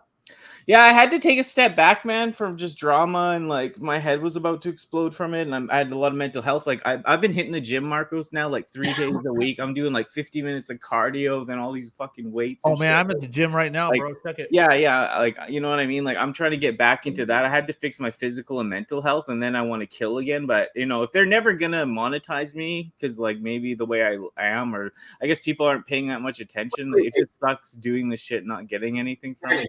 You know? Forgive me for interrupting. You're not monetized? Well, like I almost was, right? And they got me like 90, the watch hours was like 98%. And then some stuff happened last year and they dropped it way back. Like it took me like a couple years to build that, and they pulled it all the way back. I think what you're telling me is they yanked some of your videos and said no, so it said the watch hours back. Yeah. Yep. Yeah, anything I was doing original, like licking a transformer and stuff, they said like that's way too sexualized. Get rid of that. Like anything I branched out and tried to do that was working, they always put a hammer in. I don't want to make it a poor me situation, but it's just one of those things. Like if you're not ever gonna get anything from this shit, like it's hard to invest your time because like I gotta work, I gotta do my other stuff that makes money. You know, like I bought that new car this year. I'm in car debt. Like you know, you gotta hustle, right? And if you can't get anything from this, like I used to do Twitch and streaming and people would donate all the time and it was cool. I mean, yeah, it sucks to say, but like I'm starting to delve into that. There's lots of different ways to make money on the internet, man. So I've been doing so many different things and shows. I've been thinking moving some of it to a Patreon so people can check it out over there, and if they want to dip over there, they can do it. Yeah. If you do Patreon, everybody on your Patreon, including you, just has to have their shirts off. Like little action, because nobody goes to Patreon and pays per fuck. Excuse me. I'm sure some people do. I have never gotten a page. What do we call you? A simp? If you look at somebody's fucking Patreon shit, you know, you're, like I don't simp on Transformers. I don't simp on G.I. Joe. I know like there's a lot of the big YouTubers like. Bobby Skullface has a Patreon and shit. Like I would be like, oh, like $30 a month or whatever. I have no clue what it is. I just don't. I'm not into that. I like. I don't know. You know, like, dude. I'm going one Patreon I'm going to do, and I'm going to do it because Bobby was on our show and he told us about his Patreon. It's like he told us about the tiers he had. And I go, oh, okay, I don't remember if it was $7 or $10. He goes, but that tier has nothing to do with toys. I'm like, that's what the fuck I'm interested in. Like everybody I talk to, most of my really good friends, we don't talk about a lot of toys for the most part. It's like just fucking life shit, fucking messing around, you know? You can't Patreon on you. If you can't Patreon with him, then what's the point? Like just listening to him talk, you know, like there's other, I don't know. Okay, it's like if you like to watch motherfuckers on TV with real world situations or you want to know, okay, let's say we've all watched a certain person for a long time on YouTube and you just like to see the ins and outs of their life. Boom, there you go. Motherfucking done. Yeah. See ya. You know, that's interesting to me. I'm not against it because, like I said, I was on Twitch, man. People would just give you loads of money on Twitch and stuff, right? Like, man, I ain't get on Twitch. Money, yeah. Hey, the profit director, he knows about money. Come on, that's what's profit. Hey, yeah, look, go ahead, as Danny. far as I'm concerned, I think if you can find a way to make money in this America, then you should be happy that you can do it. And, can we get an amen? And who cares what other people think? However, I will say that if you really want to, you know, be successful at something, right? Think about George Lucas on Star Wars, right? George Lucas, Star Wars is as good a movie as it is because George Lucas made a movie that he wanted to see and no one else would make it. That's why I do my channel. I make no money on it. I don't have enough subscribers or views or any of that. I do it because I enjoy doing it. You know, I've watched other people's reviews for a long time, and most of them are very monotone, no entertainment value whatsoever. It's hands on screens. It's the word a million times because they didn't bother to write down what they were going to say. And I got bored with all of that. And I thought, wouldn't it be great if it was funny as well? And I think I'd put on a pretty good show. Yeah. And if people enjoy it, then that gives me a little personal validation, I guess. But beyond that, I make nothing from it. I do it because I enjoy it. Well, and if it turns into something down the road, then great. Yeah, I did it for like 4 years to enjoy it, I think. And then it just gets to a point where it's like, if you're not going to get anything from it and you do enjoy it, but like you got to make money, man. You got to like live your life. You got to do other shit. It's hard to put extra time into it, I find, if you're not getting anything out from it, you know? Well, when you put a schedule on yourself, it becomes work. Yeah, for sure. What's up, Deluxe? You know, I'm shooting my videos because stop motion takes forever. Right? You have to take like 300 shots to get like 3 seconds of footage. It's ridiculous. Work. But, you know, that's why I don't put a schedule on myself for it. For sure. It comes out when it's ready. That's a good way to do it, yeah. And I suppose if it got to a point where I was dependent on it for my financial freedom, then I would put a schedule on it and it would become work and I would cease to enjoy doing it. What up? So I understand how someone who's been at it for much longer than I have, you know, might be a bit disenchanted with the whole idea. Yeah. I got to give a couple shout outs. We got new people show up. What is up to Mr. DLX? What's up, Deluxe Baldwin? And Diamonds. What's up, bro? Hey. Sorry. You're good. Go ahead. Deluxe. I do floor time because of Deluxe. And what's up, Diamonds? How you doing? And Christoph, Kenneth, yes, I paused it already. I went in the other room and I zoomed in. Nothing going on at Danny's. Hey, welcome to the Creeper. Oh, you're the person I freak out before I post. I'm like, someone's gonna be looking at this. I zoom in on everything. So you're one of those, aren't you? I am one of those. I am. Look at my. He takes video of the sky and thinks he sees fucking hamburger or spaceships the size of a fucking asshole hamburger or some shit. I don't know, bro. He sent me a video one time. He's like, "Do you see that up there? Do you see that?" I'm like, "Bro, give me some of that shit you're on." Well, it's not. Hey, so Profit Director, I got monetized last year.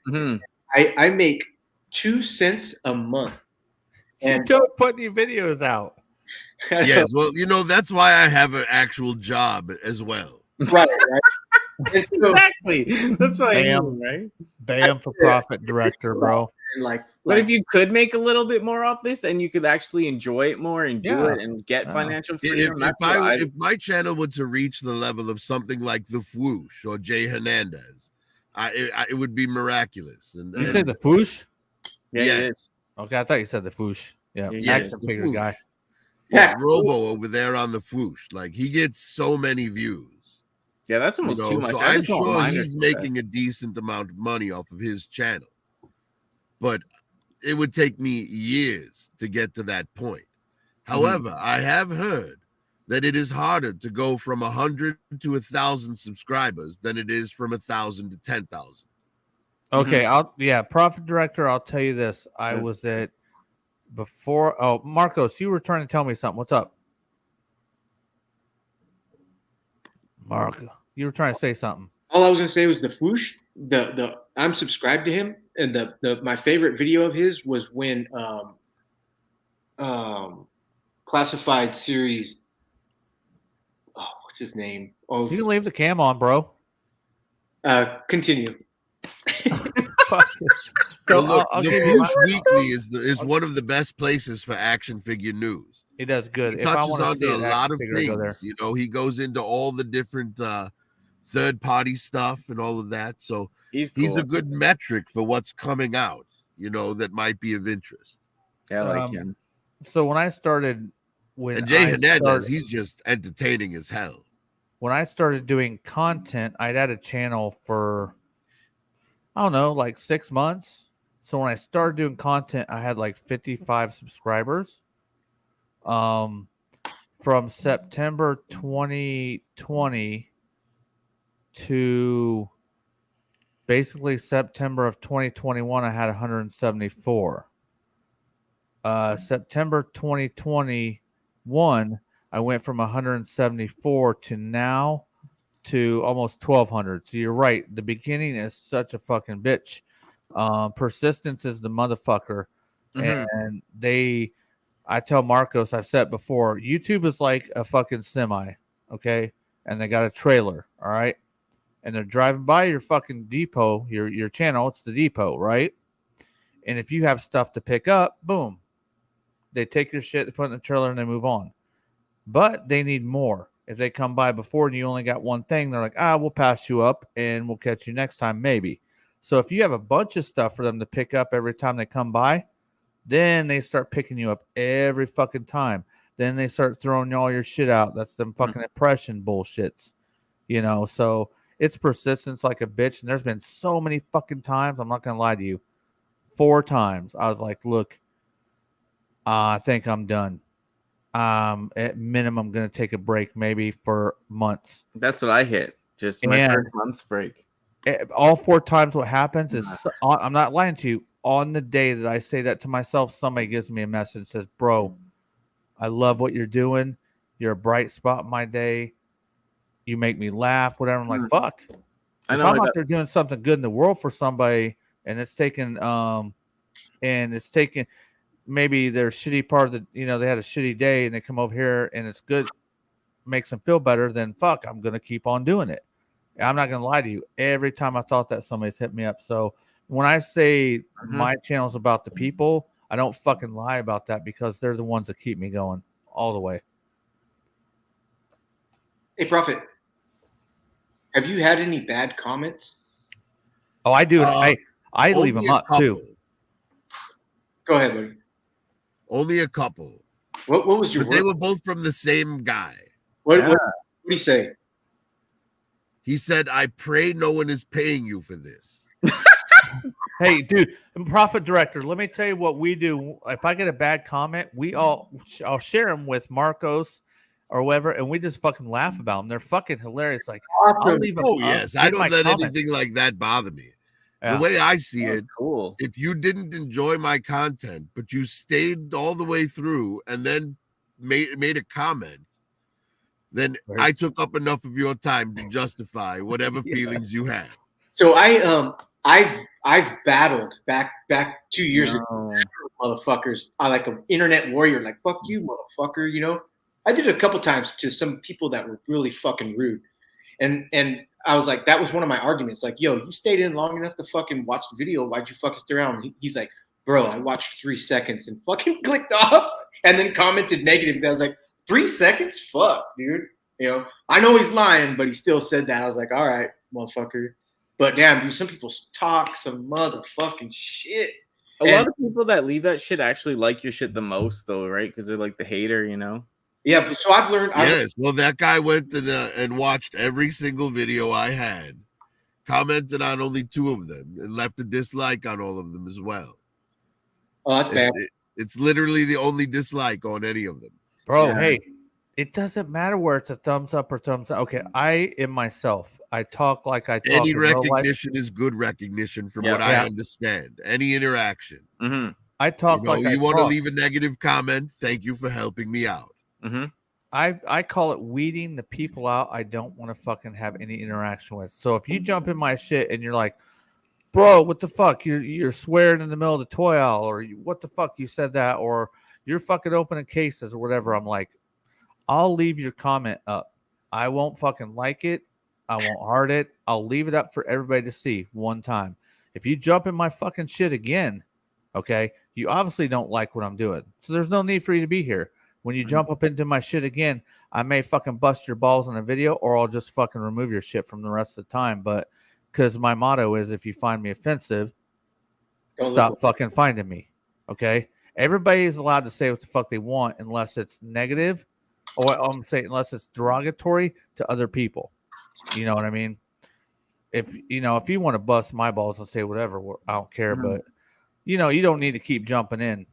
Mm-hmm. But I think a lot of people remove the comments, or they start doing they start clapping back. I'm like, fuck, I ain't wasting my time clapping back to you. It's the fucking internet, bro. No, but I know what you're saying, Marcos. It takes before a few years ago, I'd have been like, you know, but fuck that. There ain't no point in it. Not anymore. Now you're just trying to make friends with them. You're like, oh, okay, cool. So what are you doing today? You know, and they'll be like, no. Didn't they teach us, Marcos? Like, okay, if you want to solve something face to face. Yeah, always. And then you got your lovers, though. Profit director, do you got any lovers out there? I call it. There have been some people who've commented on more than one video, and most of the comments have, well, like I said, except for those 2 comments, everything's been very, awesome. Very good. Yeah. No, I like the good comments. You're like, damn. Yeah, no, I had one like, they're like, you sound like you swallowed a poisonous frog, and I was like, baby, I was born on eating poisonous frogs. What? I went through my poisonous frog phase as well, but that was only to build up an immunity so that I couldn't be killed by poisonous frog. frog. My esophagus, that's why I sound like this. Dude, okay. Poisonous frog, baby. Motherfucking Galvatronx, you need to fucking start explaining these throwing dirty burgers. You keep talking about throwing fucking dirty burgers and shit. You better explain it to me. You got my fucking number. What the fuck are you talking about? Hey, when you serve a dirty burger, it's like giving a bad comment to somebody. So when you're having a barbecue and you're cooking, you drop a fucking burger, it gets dirty, you put it back on the fucking like it never happened. Serve somebody a dirty burger, that's a bad comment. That's like, that makes no sense. That makes no sense. Oh, gushing. Makes no sense, gushing. And if anyone hates too, I just send Shady Bird on him, and he wraps it up real quick. Hey, your hand has to cramp because you do that for about a minute. I think Shady Bird needs to go in on Marcos. No, not now. No, I'm not in the. Shady Bird's not in the position to come out right now. Only input. It's all the shade shit. Got on input. Yes, when people come at me with negativity, I try not to respond to it at all. Yeah. You empower them when you fucking do anything, man. That's what they want. They want. Well, see, the thing is, right now I'm winning because I've already taken up a bunch of your time. Yep. If I don't let you take up any of my time, then I end it while winning. MC, dude, he's like the meanest guy I know. Hey, you know what, Marcos? I'm gonna say it tonight because he's been throwing a lot of bullshit in the chat. Fuck you, McDJ. Hey, fuck you, McDJ. Hey, Fuck but you, McDJ. he'll call me at 12 midnight and be like, "Hey, what are you doing?" Yeah, exactly. What's up? Yeah. Okay. Hey, so S3D Toys is the dude that made your Rattler The Rattler hanging in the garage. Because guess what? Oh, You I see all love that that stuff? Rattler. You see all the stuff behind Marcos? Mhm. I've been there. I've seen it. I touched it. Yeah. And he went around and like opened up the glass and touched every fucking. I know. I Yeah. saw Pack doing that shit. I was like, if he was at my house, I'd be like fucking whacking him in the head. No, you wouldn't. You'd be like, go ahead, Pack. I'll let you touch that. Yeah, he does it for you, Danny.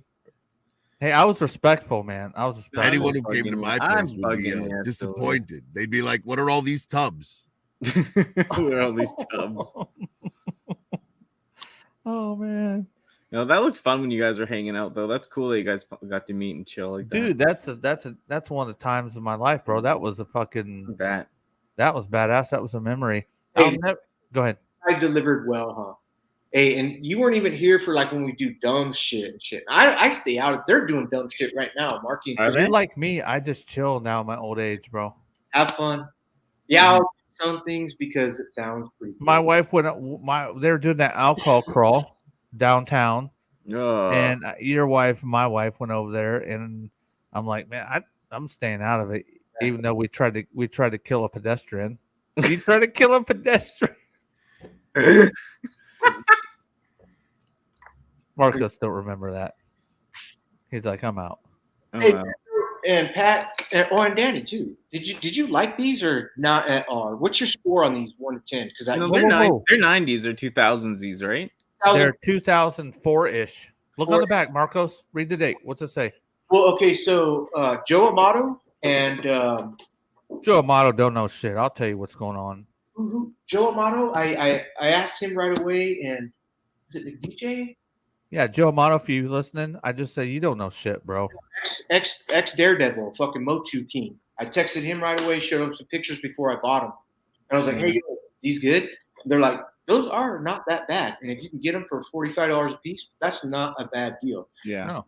Cool. And so, but Joe Amato, you know, he is, that motherfucker was like, he talked so much shit to me, dude. I thought I was going to like start on fire and shit. And he's like, at the end, yeah, those are cool. I was like, okay, cool. If Joe and fucking Ex Daredevil like them, I'm gonna fucking. You should have just told me, dude. I lived and breathed that whole line, dude. Really? Fucking. You and I have never talked action figures before. These That's because you didn't ask me. I didn't know you had them. Right. So real, yeah. Right, yeah. S3D's in the chat. He says he'd love to join. Oh, we're probably getting ready to freaking dip out. Well, what do you think, Pat? 1 to 10, scale of 1 to 10. Okay, sculpt. You got posability. There's no posability. There's just statching. Sculpt is 10. Materials 8.5. And then what about funability? What we talk about? Funability, you know, like funability depends on your idea of fun. Like opening them up, leaving in the dirt, taking pictures with them, making them fight somebody, making them hold somebody up, and fucking getting his trunk and fucking doing the shit with Lobster Man. Fucking, they would lose some points for me with the lack of articulation. Yeah, if you open that, I'd say throw it in the garbage. But well, if you want to pose, you can't pose. But if you want to put them up on some shits or hanging them up on a wall like that all day long, all day, yeah. Where'd you get them from? Hey, a dude with the last name of Quinn, actually. Pretty cool. Package makes it, man. They're so 2000-y. That's crazy. Yeah. They're going to the wall. I was never gonna open them. I was like, oh cool. S3D Toys. Yeah, we'll definitely get you on a Bullwinkle 80. Bullwinkle 80, hit me up. We just gotta get Marcos. You guys need to see S3D's 3D prints, man. They're amazing. Pat, if I can request, that would be cool. S3D, Bullwinkle, DFS always jumps on, so he's got an open ticket. Galvatron. I'm surprised Pops didn't fucking show up, but McDJ never shows his face, so you don't count McDJ. You wear a mask. I've invited that fucking dude more than the fucking I can't remember. So I don't even bother about it no more. He's just like, about his yeah. I invited him. He told me I'm just waiting on a computer, bro. I'm like, dude, he ain't coming on. So I've already invited him. So I've just put that to bed. Hey, McDJ, the last time we were on live, dude, on fucking where was it? I can't remember. It had to have been on Kaz's channel. Had to have been last leftover. And I saw your face, McDJ. I could probably go back to the fucking 1593 and screenshot that shit, but I won't. But you slipped up because you were fucking showing all your shit, and only I caught it. Nobody else caught it, dude. Man, I'll tell you what. I have one rule in here. If you can't show your face, bro, you gotta wear a mask. Then I gotta rethink shit. Destro, I might be in trouble then. No, I'm talking about somebody wearing a mask in real life.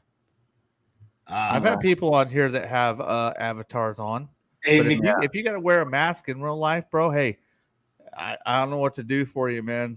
I don't want to make McDJ cry. I feel bad now. We're talking shit on McDJ. Oh, hey, I only talk shit when he opens up the can of worms. Bro started talking mad shit tonight. He does.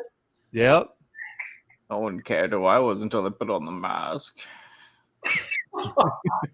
Danny, I think Danny should start talking shit to McDJ. He probably like, he probably shut right up. Yeah, no, McDJ is always so sweet to me. I mean, man, McDJ got you fooled. That's what he's got you. Yeah, he's just real. I like him. Hey, Danny, but speaking of Bane, because that was your Bane voice. Yeah, I got this plane. DC Batman McFarlane voice. Yeah. Now, like that Bane. No, none of the other characters except for Scarecrow looks good. For the like help a dude out, like he was selling. I was like, oh, I'll get those, motherfucker. You got all but one, that's fine. Went to Amazon, last one, and then Bane's pretty sick. It's like a 9-inch fucking figure. Oh, that's sick. Like, and you have to put the Scarecrow on his fucking back. Yeah, he pegs in. Oh yeah, those ones. Yeah, those are sick. Yeah, and it's sick looking. Yeah. That's the only. You know what other wave I want to do? Because of Mark Cosplay. Shout out Mark Cosplay. The Superman that has a W on his chest, and the Wonder Woman, the Wonder Woman's in a black get up and shit. You're talking about the Crisis on Two Earths Justice League, the evil Justice League. Is that what that is? Okay. Superman is Ultraman. Ultraman. Okay. And then Wonder Woman, that's not Wonder Woman. That's actually her name is Superwoman. Ah, yes. Okay. And then instead of Batman, you had Night Owl, I think. Man, I think of the third one. And the Build-A-Figures, that big purple starfish and shit. It's like 12 inches tall. Yes, Starro. That's the only reason I would want it. My problem with DC, with McFarlane's DC is those figures don't play well with other figures. They're too tall. No, they're their own type deal. They don't scale well. They don't look right because the sculpts are all like McFarlane's universe type things. Yeah. So if you're like me and you like to get the most realistic looking versions, like Star Wars Black Series with their digital photo print technology, or Marvel Legends for the MCU, or the Power Rangers Lightning Collections unmasked, heads. So they're all very good, very realistic sculpts. So McFarlane sculpts, being all cartoony, make it hard for them to be next to each other in a photo. They just don't look right next to each other. Well, unless they're wearing a helmet, like Dr. Fate looks damn good. There are some good. They look good. They look good, but they're just I want to get my hands on the Naue. Yeah. Okay, yeah. I feel you. I'll be back. And I want the horse from the Dark Knight Build-A-Figure. Which one's the Dark Knight? Is he a taller Batman? The Dark Knight Returns. So it's the Dark Knight Returns wave. There's a Joker, older Joker in like a zoot suit. Oh yeah. Yes. But the Build-A-Figure for that is Batman's horse from that comic. And it's this big black horse. It just looks fantastic. Definitely. And that's a nice Build-A-Figure idea. That's pretty cool. Yes, I would have picked up the Gorilla Grodd, but his mouth is open. It's like, if you're going to tell a story with it, you need a stoic pose or an articulated jaw. Gorilla Grodd, have you do you like playing him in the video game, or you're like, I never play him? I played him once. He's just too slow, and he's got. I'm a noob. I'm not no fucking playing this shit for like it's Injustice 2, right? I played him once. I couldn't push my fingers fast enough to make him do anything, so he wasn't a good one, you know. So I went to I like playing. Oh shit. I guess I'd say Batman's pretty simple with his fucking, because anything you can sling, you pull him in and shit. You fuck with that Justice League 2, right? I played the first Injustice, but I haven't played the second one, so I've never seen Grodd in character. Injustice. Yeah. He's got like this, as you know. I have, however, read the entire Injustice comic series. Okay, what's his deal? How did he? Who put a thing on his head to make him smart? Well, the thing on his head's not what makes him smart. Grodd is just a mutated gorilla with super intelligence. Okay. The thing on his head allows him to mind control others. Yeah. So who put that on him? He made it himself. Oh shit. Grodd's a genius. No fucking way, dude. All right. Cool. And he's a big motherfucking silverback gorilla and shit, man. That's ridiculous. Yes, it's one of the things that I always chase when it comes to collecting is animal figures or animal human hybrid figures. But you didn't like for example, the Marvel Legends Ursa Major Builder figure. It's a giant grizzly bear. The thing is amazing. I just saw that the other day, and I was like, oh, they named him Ursa, like the Small Dipper, the Big Dipper, and Little Dipper. Ursa Major. Ursa Minor. I thought that was pretty cool. He's part of Russia's version of the Avengers. Oh no shit. Okay, so who's in comparison to Ursa Major? Fucking. Well, Ursa Major would be like their equivalent of. He's their Brick, like their Hulk. Oh, okay. And he's never met. Hulk will fuck him up, dude. Oh, yes. Hulk would destroy Ursa Major in seconds. Okay. Captain America's beat the shit out of Ursa Major. I think Galvatronics. Yeah. Oh, yeah, at work, bro. That sucks. Hey, he's lying. He's going to go do his round. He's going to put his fucking phone on. You're just not chatting anymore. Yeah. Shit. He's like, I don't want a message pack. I don't want a message pack. Hey, Gushing's probably an awesome motherfucker, if I could say. Huh? I like Gushing a lot. He's fucking cool, dude. Yeah. If I could just get Marcos to do these shows more. Oh, no. It's not your fault. It's not your fault, sir. Oh. It's not your fault, sir. Somebody has too many things going on. I like Danny, you know that. I like you a lot. But for the fact that you had Profit Director on, random, and Larkin, shout out Larkin. Cool. Yeah. But to get somebody on that like is from a whole nother nativity and shit, could us fucking sick, dude. So thank you, Prophet. I think that's badass. There's not enough. I tell you, Marcos, bro, share the people you know. It's fun. Yeah. It's amazing how much crossover there is out there. Mm-hmm. You know, like I said, with the world's Later, smallest Diamonds. figures, the Hot Wheels like scale perfectly with them. So it's miniature versions of the classic toys that you used to play with. But what you're doing is you're collecting 6-inch figures, then buying the Hot Wheels that don't scale with them at all to scale with the toys you bought for them. So now you've been dragged into the Hot Wheels world, even though you collect 6-inch figures. Yeah, Hot Wheels are cool. Mm-hmm. Cool. No, okay, let me say this. Toys are cool. I'm a fan of toys, okay? So I've said begin, but I haven't talked to Profit Director before. So a lot of people are like, man, I'm not the same person I was, man. I wish I had another fucking beer, goddammit, before I went into this. I'm not the same person I was when I was a kid, a teenager. Like, I carry all that shit with me. Okay. I said to myself when I was young, I'm like, I'm never going to forget how I felt when I was young. Mm-hmm. I'm never going to betray that person because you know how it was. You know what I mean? And then you get older and you fucking change shit, right? So I'm like, I'm the same person I've been through every fucking phase that I've been. Yes, is there parts where I need to change? Yeah. But so I started off playing with die-cast cars and trucks. Then motherfucking He-Man came out, and I had fucking He-Man. Like, I had fucking He-Man like you wouldn't believe. I had, like, almost everything complete all the way up to 86. Do it, Pac. Do it. Huh? Do it. Oh, you do it first. No, I'll you're do the best. Do it now. No. Okay, so fuck you, He-Man. Hey, it's on my shirt and shit now. That one No. livid. Nobody said that until you fucking said that shit, dude. I couldn't. It went fucking perfect. Marcos made it famous, so shout out to him. Then okay, so I started playing with cars and trucks, and I got He-Man. My dad started buying him all the vehicles, play sets, whatever.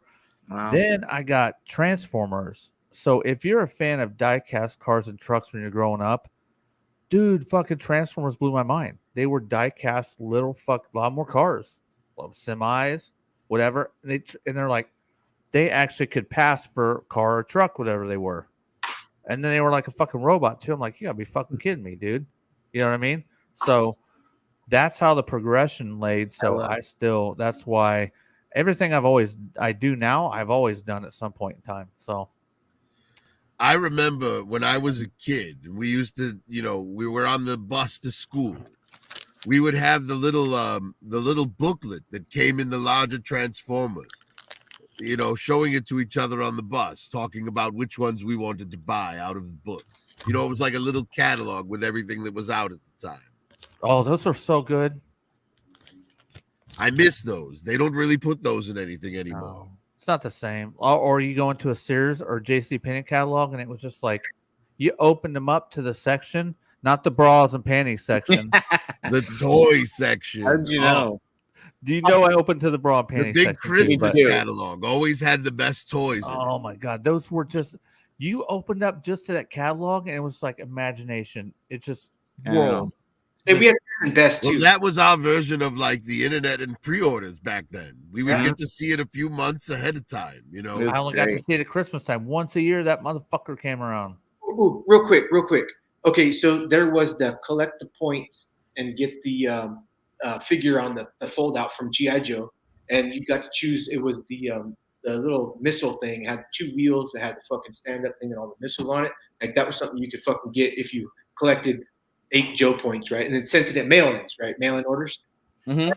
I did not do run 'em up and runabout, but I did do a G.I. Joe one. I was so proud at my age that I fucking saved points, and it was hard when I got a G.I. Joe figure. I didn't get one every day. Like we were as everybody else probably was, just not having money with your parents, right? And if you got something, it was like really cool. So you did stuff to like be cool to like, oh, if I happen to ask for something, well, can I? Yeah, perfect. Boom. My mom was great. My mom was fucking awesome, but it wasn't always no spoiling. But anyway, I mailed in and I ordered that motherfucker all by myself. I remember the fucking envelope. I remember writing my fucking street address and shit. What was it? 5 bomb bag. I love that. That was cool. I love all that fucking interaction with the first time that I ever saw G.I. Joe, I didn't even know it existed. I was 9 years old, and my mother and I were at a drugstore, and there on the pegs was Flash and Short Fuse. Okay. And I got Short Fuse. He was like $2.30 at the time. $2.39. I grabbed Short Fuse off the shelf because he had the helmet with the cool movable visor, and he had the mortar with the stand on it. So he had the best stuff. And Short Fuse was the very first G.I. Joe that I ever bought. Wow. And then I kept the cards for all of them, not knowing they were going to be important. And then they announced the Hooded Cobra Commander mail-away. And I went ahead, and since I had kept all the cards, I immediately cut out the UPCs and mailed them in. And the very first mail-away G.I. Joe I ever got was the very first mail-away G.I. Joe there ever was, which was the Hooded Cobra Commander. Oh, sick. Sick. That's cool. Hey, Prophet Director, you said his name right. Tell him goodbye. Christoph? Who are we talking about? On the screen. Christoph? Yes. Hey, you say it better. He's out. Have a good night, Christoph. Have a good one, Christoph. Bye, Christoph. Man, that's the first time I've seen him. I've seen that person here, man. There's been a couple people, and that's dude. He seems friendly awesome. Too. Yeah. I don't remember Diamond's pack. No, Diamonds is always in my fucking comments, bro. Yeah. Sorry, Diamonds. Diamonds he's the definition of a banger. There you go.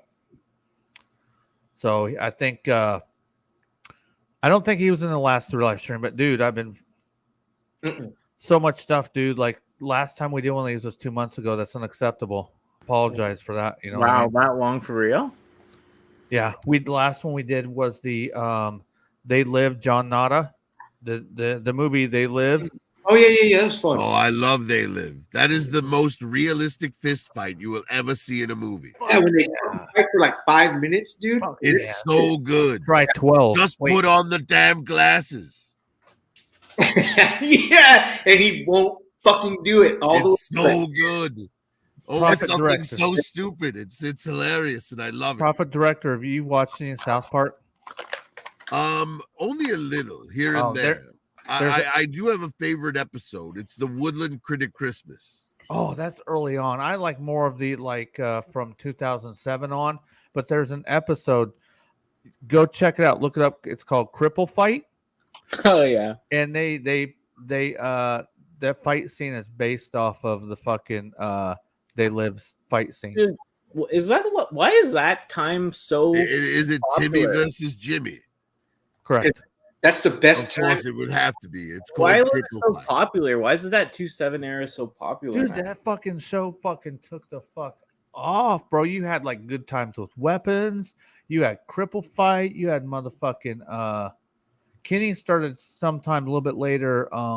Staying Alive. You had the fucking Chinese guy. Fucking dude, it took off after that. Hey, I never watched South Park. I watched so funny once, twice, 3 times. Like I couldn't get past. I've said it before. The little characters, like they're too cartoony. No, the old ones are kind of corny. Do some of the 07, 08 and on. All right, I really like Family Guy. Was my fucking shit, dude. Family Guy's funny too. Like I love their Star Wars bits, like Blue Harvest and shit. Those are fucking great. I like when Jesus does the fucking. He goes like this. Jesus Christ. Fucking sick. Shout out Jesus. For real. Yes, the Jesus episodes were always funny. They're just fucking and the chicken. The one with the bird record was so good. Wait, remind me of the bird record. Where Peter would like do that weird dance and he would just over listen to the Bird is the Word song. Yeah. Like, I was under the impression that everybody knew that the bird was the word. Yeah. Bird's the word, birds. Dude, like bird. Who's your favorite character on Family Guy? Peter. Marcos. Peter. He's too fucking ridiculous. He's a retard that has a hot wife, 2 kids, and a dog that fucking talks, dude. He's just so. It's nice that you forgot about Meg as well. Meg. Meg. He did. Fuck yeah. That's so good.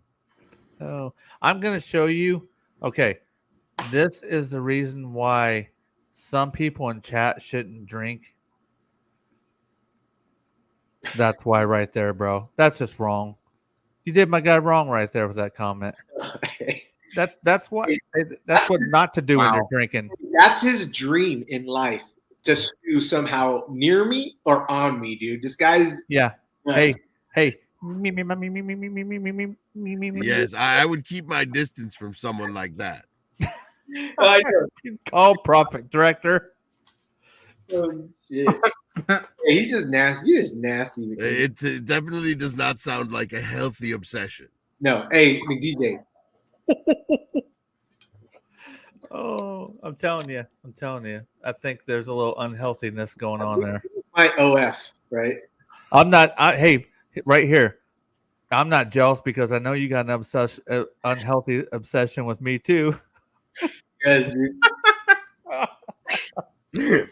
Oh, You guys are too funny, man. The bird is the word. Is that it?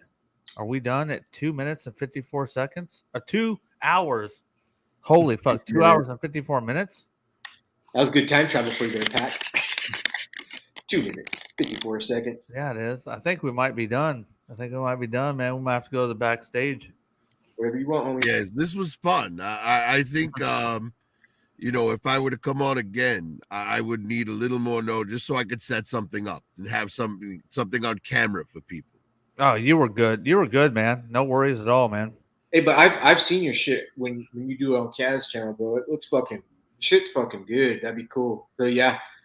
Yes, well, I'm usually whenever I go on camera on Kaz's channel, it's usually just whatever set I'm filming on at that time. It's rare. It's very rare. What's your good times that you like to do?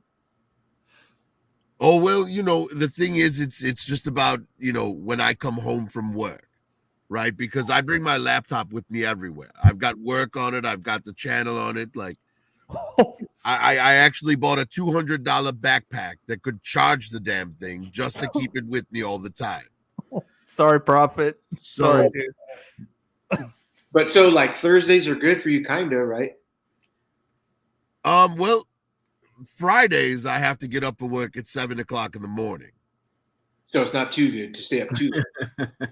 I mean, if I know ahead of time, because I don't get out of work until 7:30 p.m. on Thursdays.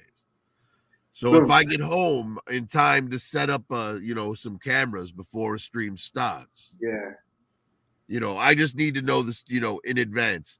Because the problem is, when I came on tonight, I got home, I set my computer up, in my room as opposed to in my studio.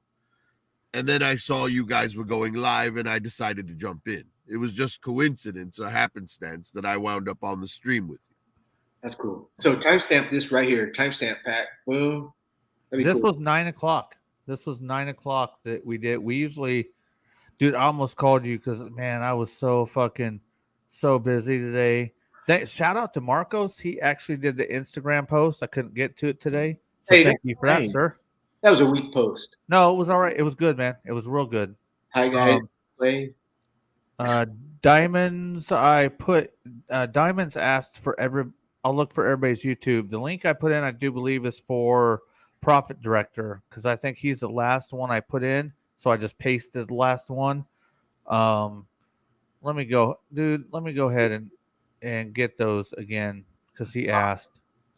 Profit Director, how old is Destro, bro? If he was today's age, how old is Cobra Commander today's age? Well, the way I see it, in 1982, right when Destro first came out, he was right around 40. I was gonna say 42. That's crazy. 40. Yes. Oh. So grandfather right now is in his late 80s. Oh. Hey, the last, forgive me for bringing it up and not trying to be funny about it at all, but the last World War II veteran that got a medal for something that he did died. He at 98 years old. Fucking today, I saw it on YouTube. I thought that was pretty fucking. Oh man, right? It's terrible. Yeah, but it's time is the one battle you can never win. Yeah, but he died. He died well. He didn't die like decrepit. He just passed away in his sleep and shit. Right? If I could. If I had a choice, that's the way I'd want to go. Yeah, just go like that. Yeah. I'm a business. Hopefully not anytime soon. What'd you say, Danny? On the business end of a shotgun type of person, After that rail of cocaine, or yeah. MC DJ says being old needs his Viagra. Heads up. Heads up, get it? Here's the thing. My grandfather, he's gone now, but he told me something about, because I asked him about Viagra when it first came out. And he said he hated it. He said it took away his excuse. He said, look at your saggy grandmother. Do you really think that I want to get it up for that? Hey, I'll be begging. He hated Viagra because it took his excuse away. Yeah. Hey, Bullwinkle, he met the voice actor for Destro at Joe Fest in the hobby before he left. Very nice guy. That's cool. How old is he, Bullwinkle? How old is the actor? 70. I want to say 70. Yeah. What do you think? I'm sure he didn't tell you his age. What do you think he was? There. Hey, sorry, I was Diamond was looking everybody up. Diamonds. I just put everybody's freaking link in Thanks, that was on the show. Diamonds. Just give him a blue wrench and he can go through everybody's channel and fucking click on it and shit. Yeah. Yeah. But I like blue. huh? The first time I got a blue wrench was with you, and I was so fucking. I went to work, and I fucking got a 1.25 inch fucking snap-on wrench. I fucking spray painted it fucking baby blue because that was right in front of me, and I was wear it around. Well, I hope that I never get a blue wrench, dude. I don't want the responsibility. Nobody uses them worth it. Everybody that got there's only like 3 people that have a blue wrench for me. They don't ever do any work for me. Don't worry about it, bro. You would be a great blue wrench because you can't see what you're doing. You could just be listening, commenting, and scroll. Whoever's fucking putting some up, you immediately grab your blue wrench. You like, who's this? Boom out, boom out. You erase them immediately. It's so simple. But I never got that. I didn't know. And this is very recent. Like a month ago, Pat gave me a fucking blue wrench, bro. No, it wasn't. No, it wasn't. Your understanding concept of fucking time is very skewed. So, okay, for about 9 months. Got it. I've just the first time I really noticed it, I was happy. First time you noticed it, you were sober. No. Oh. Oh, hold on. Before we You get guys off are here, funny, before man. we get off here, hold on. Is this the one? Oh, fuck yeah. Hey, Profit Director. So when it comes to G.I. Joe Classified, all right, I have like, I load some like top 5. Dude, this is in my top 3. This motherfucker, and this is Pimp Daddy Destro. Fuck this bullshit name they gave him now. This is Pimp Daddy Destro, bro. Well, that is where I took my name from. Dude, I love this motherfucker. This is definitely top 3 of the line. And that the head of that figure is the head that I use. Oh, it is. But Look at yeah. Like this. I recommend anybody. My avatar is made up of the head of that Destro figure and the body of a Mezco roach with the golden head. Oh, shout out to quick trivia. I know the answer. What year was the first? Now, this is made after Pimp Daddy Destro. They just changed the fucking name because everything's got to be fucking. And offend somebody. Right. Wasn't the first one 1989? No, well, they never got produced. The actual first one, some of the ones back then leaked out, but the first real production one was in 2007. It was a convention, SDCC. But yeah, that one didn't get full release. But let me throw something on that Pimp Daddy stuff. Okay, so you say the word Pimp Daddy, it doesn't offend me whatsoever, and I'm a motherfucking pimp, bro. Like I'm happy they made. Well, it's the leopard print and all the gold. I got leopard print and gold. Check out my couch, man. I got Yes, gold. but you're not wearing it. Oh, what the fuck? Jay Hollow's in here. What up, Jay Hollow? We about done, but hey, what's happening, bro? Hey, Jay Holla, we were talking about earlier with your Blitzwing and your slug. Danny couldn't think of the name. She's like the long-headed guy. The long neck. Ah. Okay, not that bad. I just I was so stoned earlier, and then I just yeah. Where do you go from there? Where do you go from there? Another one. That's Pimp. That's Pimp. Dude. Oh, Yes, Pimp. and I have to say it's a lot harder to be stoned on a stream than it is to be drunk. You know, with drunk you lose inhibitions and become more talkative. With stoned, you just want to chill. No. You guys won't want to see me stoned because I would be here. I would be here like this. No, I'm Chatty Cathy, bro. I'll fucking spit it out. It just goes. No, if I get stoned, I'll be like that. But if I get high, then I'm gonna be completely different. I'll be like nobody's gonna have time to speak. I'll be like, yeah, you motherfuckers, I got this and I got that. I'll just be fucking blah, blah, blah, blah, blah. So, but exactly. That's why I know my means. I know what I can do now, and that shit ain't quite what works for me anymore. But hey, I've done it. I just can't do it no more. Hey, Gushing, remember when Pat came over to my house and I texted you a picture of him at the kitchen table with a fucking bottle of water? He was just like, bottle of water. He's like, and you said tell that motherfucker to wake his old ass up. Oh yeah, yeah. You'd be tired too if you drove across 4 motherfucking states, bro. That was hey, respect. So guess what, Galvatron? Galvatronics, suck it, bro.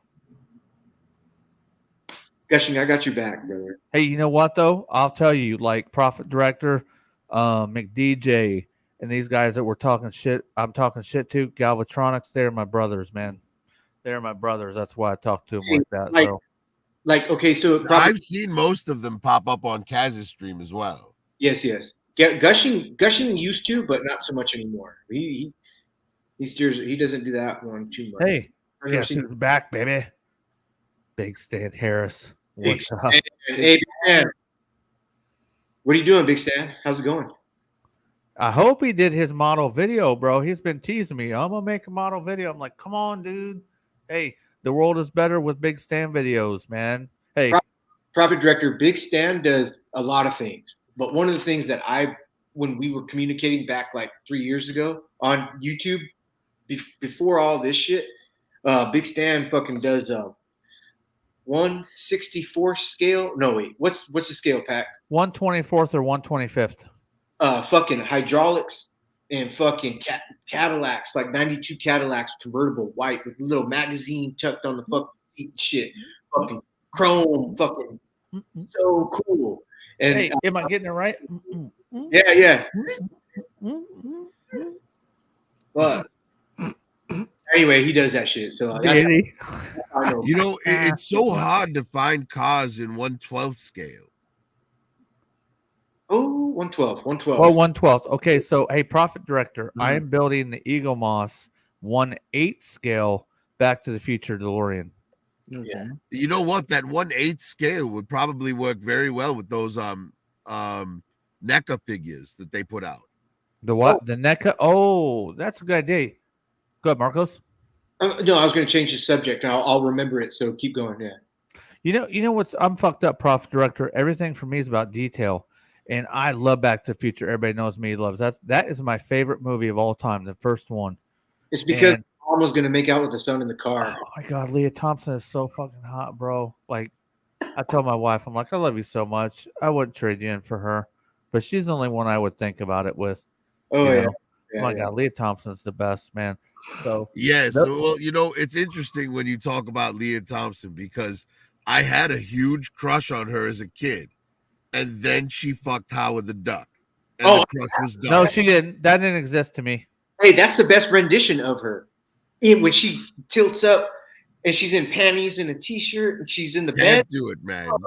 Dude. I draw the line at bestiality. All right, same. I guess I never thought of it like that. Howard the Duck was like a dude, should I go back? I've been thinking about making a collage of all the stuff that's gone on. Maybe just try to take bits of much stuff we done. Should I do a collage at 3 hours and 7 minutes when Prophet Director says I draw the line at bestiality? Bam.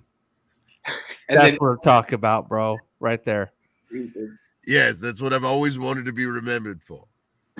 No, it's just, dude, I don't want to see none of that, bro. So I'm just chiming in saying, yeah, you're fucking right there, bro. Well, I will give Howard the Duck this much.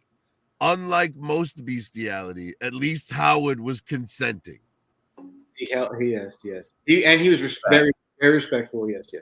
So, Prophet Director, Pac, and Danny, I know all you guys know him, but I think Prophet Director has the best knowledge of him. Skydro Walker. What's the guy with the duck bill fucking face? What? All right. I think that is a Bucky O'Hare figure. Bucky O'Hare. Yeah, right. Yeah, it is Bucky. Oh, I have to say something, guys. This motherfucker been talking about me being drunk. I ain't fucking drunk for shit. Marcos, remember me telling you I had a party last weekend? Yes. That was drunk. And they were telling me they had rum tequila. And they're like, oh, they're grabbing my shot glasses. And I grabbed my 1-shot glass. Excuse me. And it's a triple shot glass. And he goes, you don't want to do a triple shot of this. I go, fucking give me that motherfucker. And I poured it. I can fucking drink shit. So I had a milestone for drinking last fucking Sunday. Bro, remember I told them people what's the right word I'm looking for? I'm handling their collection for them, clean it, and helping them sell it. And I told you they're moonshiners. I had moonshine for the first time last Sunday. Wow. Yes. So we're over there, and I'm going through. They're really you're talking straight 200 proof, right? Moonshine, bro. Like these are people from the fucking country, dude. They make it. So I'm getting ready to leave, and I go, "Were you serious about having moonshine?" He gets right up from his fucking recliner, and he goes to the fucking kitchen, goes to top the refrigerator, and pulls it down. And he's like, "This is the real deal." He swirls it around. He goes, "Let me tell you how to fucking tell if moonshine's the real deal." He goes, "You swirl it around, and if it clears up really fucking fast, you know you got a good proof. It's a good moonshine." So he pours it, and his wife's like, "Maybe he shouldn't do that before he drives." I was getting ready to leave. He pours. I'm like, "No, let's fucking do it. I'm ready. I've never had it." So he pours it, and then right next to it, he gets out a flask, and he pours something, and it's green. He goes, "Take the moonshine, then take this next cup. It's pickle juice, right?" Oh, Bo, what's up, Bo? LeBoger Stevenson's here. So I slam the moonshine, I slam the pickle juice. So right in the meantime, I'm between the moonshine and the pickle juice. You can feel it burn real fast. The pickle juice takes it away like that. Like the burn's fucking gone. And I'll tell you what, dude, moonshine is the fucking balls. So if I can score some of that from him, I will do fucking moonshine on this motherfucking 3 live stream one night. Hi, Bo. How you doing, brother? Bo, you still here? It's a good day. Hey, Bo. How many, Bo? So that's my moonshine story. So almost not quite 5 decades before I first had moonshine. So Prophet Director sound like he might have some interaction with that as well. Oh, not since I was a teenager. Hey, it counts, sir. Yes, No. I worked on a farm just north of Rockford, Illinois when I was 15 years old. And the man that I worked for, like, it was part of like his sort of initiation thing. I had to do a shot. Nice. And there was no pickle juice for me, so it just kind of sucked. I want to say this, McDJ, I dare you to, I'll get on the fucking phone with you and I'll dare you to tell this motherfucker, this old motherfucker from the sticks, and you tell him to his face pickle juice for pussies. Your fucking ass will be fucking busted up. I dare you to tell an OG moonshiner that, bro. You'll burn, bro. McDJ. Yeah. That dude, you need to stop taking shots on my live stream, bro. You're fucked up. I need to fucking give you the ban hammer tonight. Look at this. It's been a while since let's put McDJ in timeout. No way. Hey, but holy crap, if McDJ ain't a fucking cool ass motherfucker, dude. He's literally like Joe Amato, dude. Like they should with each other, bro. Hella. They hate us, but they fucking like us too. Go ahead, Prophet Director. What are we talking about now? I think you finished up your moonshine, but my chat. Oh well, that was pretty much all I had to say about the moonshine. Yeah, I drank moonshine once with a homeless guy when I was a kid, and it burned my throat so bad, just like the frogs I used to drink or whatever. Yeah. The other part of the initiation was the really bad part, because working on the farm, he said that one of the things that I had to do was know how to, slaughter an animal for food. So I had to take a cow out, and all the work that went into that was way, way worse than doing a shot of moonshine. God. Damn.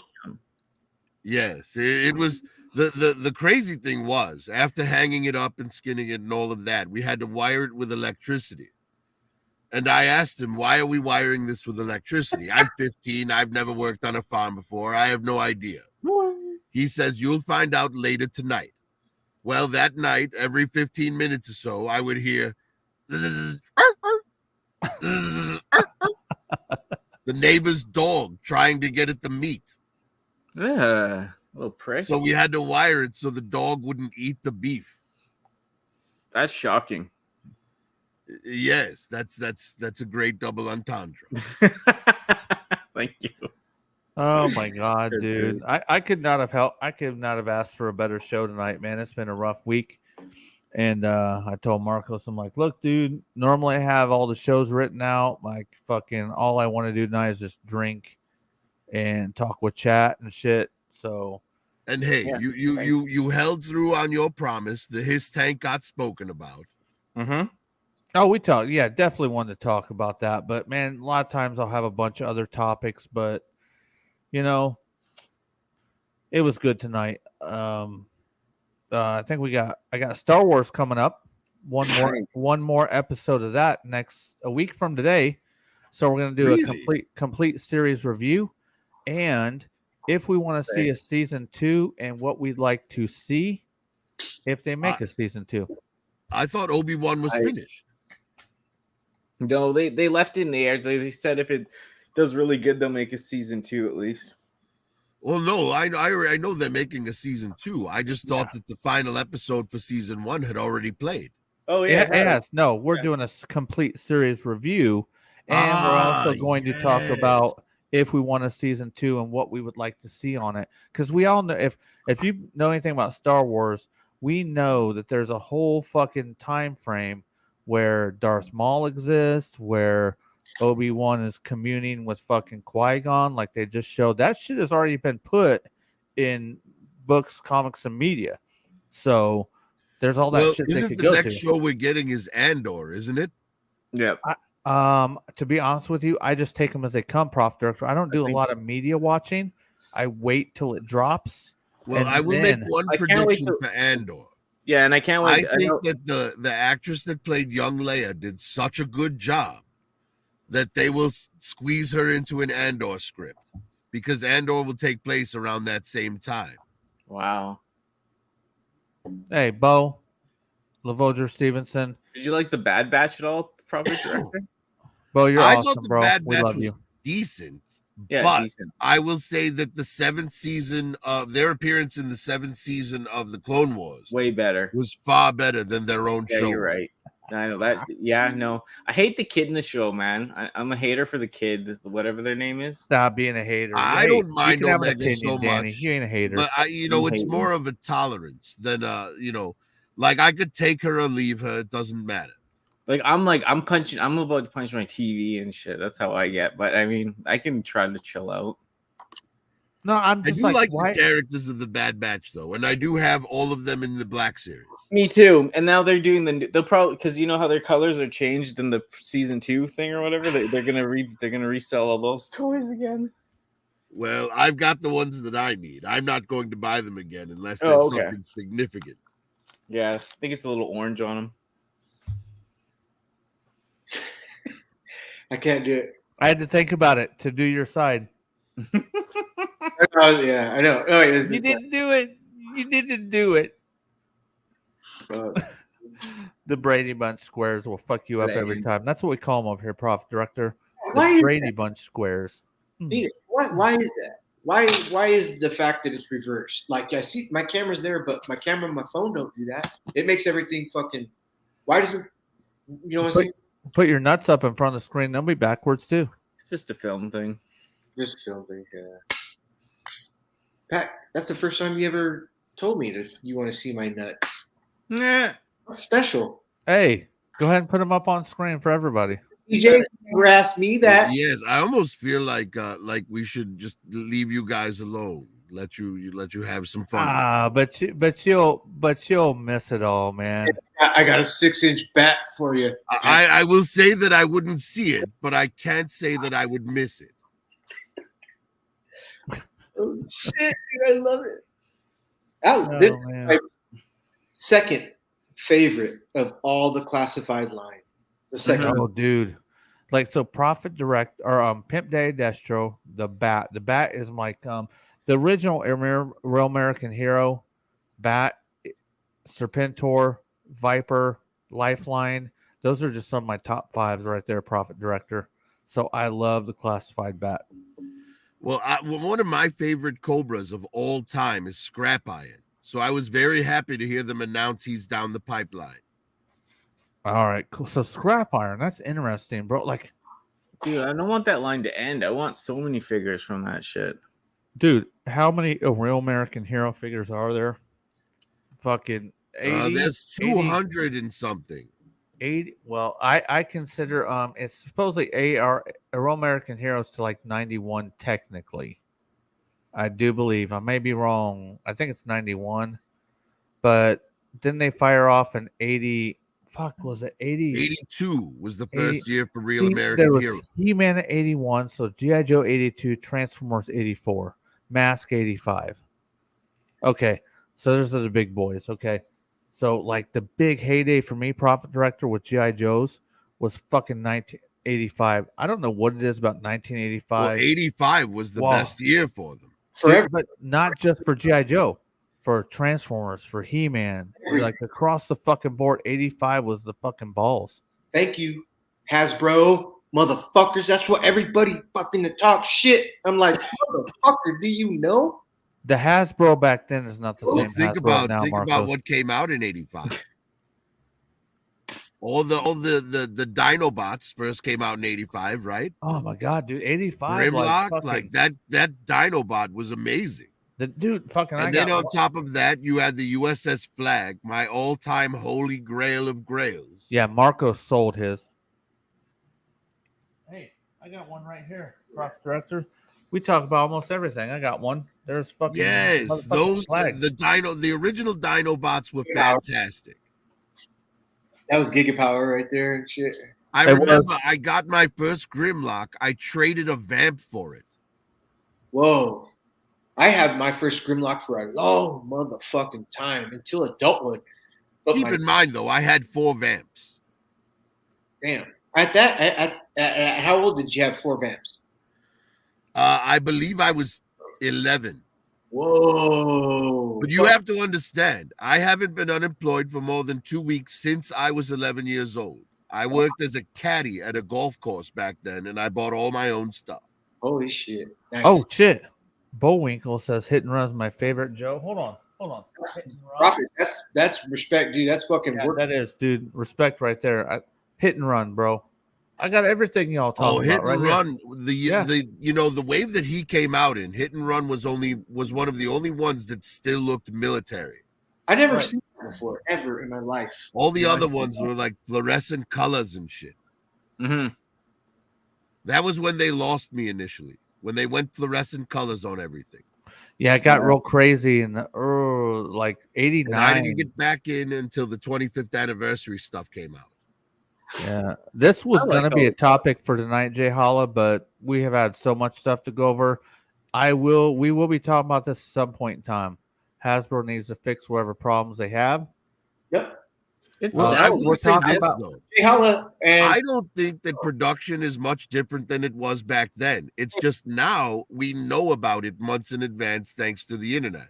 Back then, when we used to just walk into a store and see something for the first time, we had no warning. But that doesn't mean it didn't take them up to a year to develop that toy. Well, I'm a hunter, Profit Director.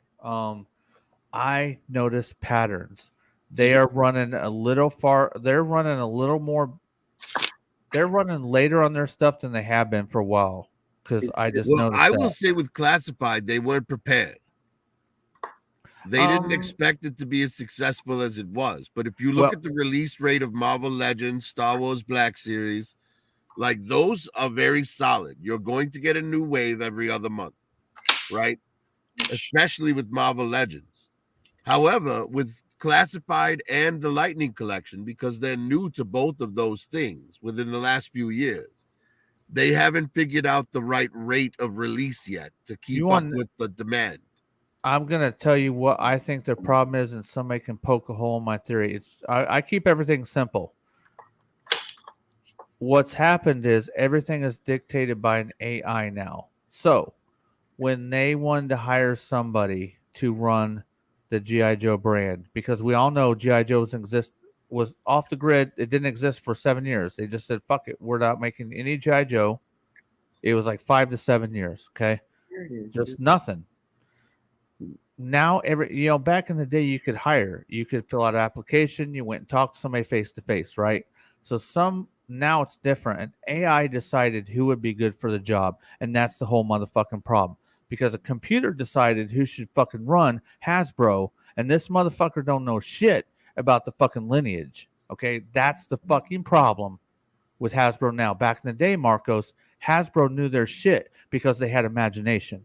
All right? They created the shit. Now the new people are relying on fucking all the old what the old people do, and they don't have their own fucking imagination to make shit. Yes. That's what the problem is now. I agree. I didn't realize that's where you're going. So I was going to. Well, but if you look at the other end of the spectrum, though, take someone like McFarlane Toys, right? Now, that's a person who's very involved and loves what he does. But the problem is he loves to make things the way he likes them. So the posability is low, and they all have fucking side eye. Side eye, bro. You know the difference between Hasbro producing and McFarlane producing. McFarlane doesn't have to report to stockholders, whereas Hasbro does. Well, he kind of does. That's why he has to sell That's DC characters weapons from the rest. separately. Because he's not allowed to sell weapons with the figures, or at least not guns. All right, but I know that's now he's releasing a weapons pack so that you can get the guns that should have just come with the figures. But how come Star Wars has guns and stuff still? I don't get it. Well, those aren't real guns. Those are laser guns. They're fictional guns, right? Now, if you look at DC's character, like for Peacemaker, for example, he uses a real gun. So I guess that's where they would have a problem. However, Marvel Legends put guns on all the figures that need guns. Yeah. So from what I understand, McFarlane got this edict handed down to him from Warner Brothers, who own DC.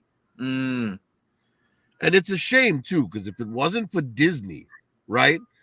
Disney pushed the copyright. They pushed through in Congress to get the copyright laws changed to 150 years from 75 so that they wouldn't lose Mickey Mouse. Right? But then if they hadn't done that, both Batman and Superman would be public domain right now. Wow. You would be able to go and film your own Superman movie and no one could sue you. That'd be sick.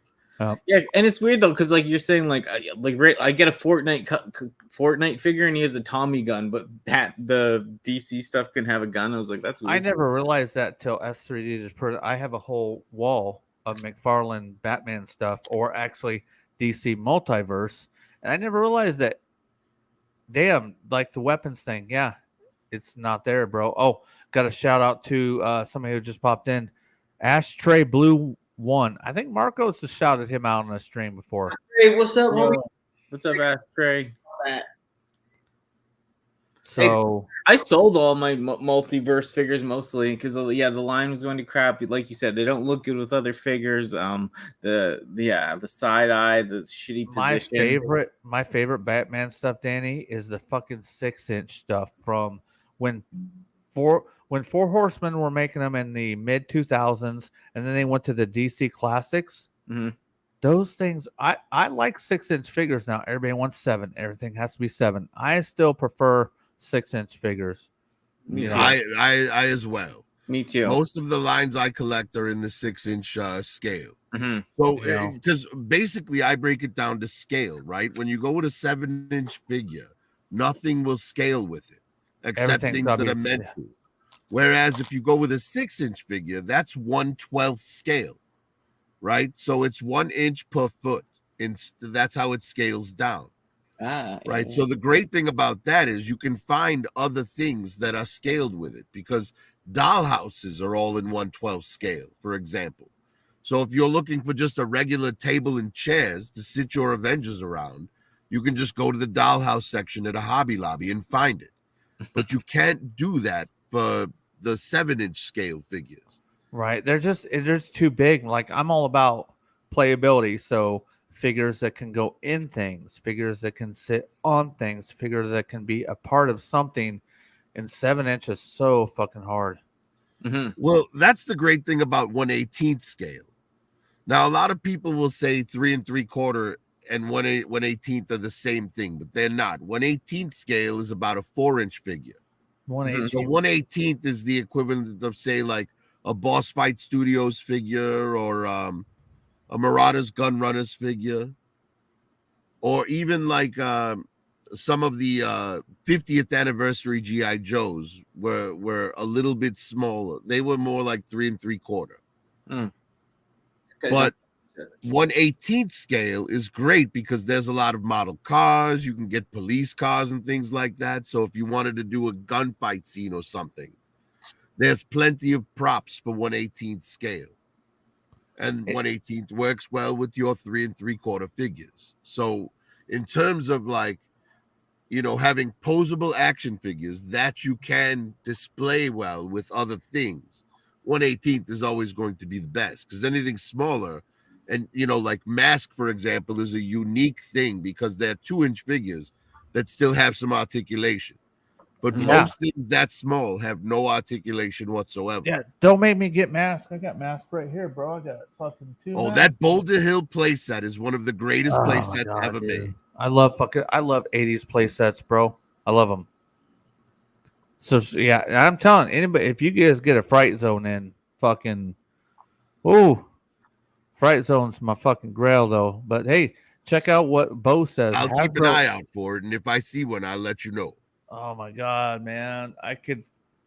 There are certain things that I might be able to die and say, you know what? I don't need to fucking collect anything anymore, and that's one of maybe 15 to 20 items that I could just be like, fuck it, I'm done now. Bo says Hasbro needs to eat ass so they can get their minds right. Well, Bo has nothing but eating ass on his mind 24/7. Yeah, we know that. Hey, the Bo meme.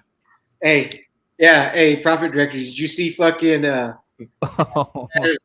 fucking Instagram of Bo's fucking face like this? I'm not even remotely surprised. Oh, it's awesome. Don't be funny as fuck.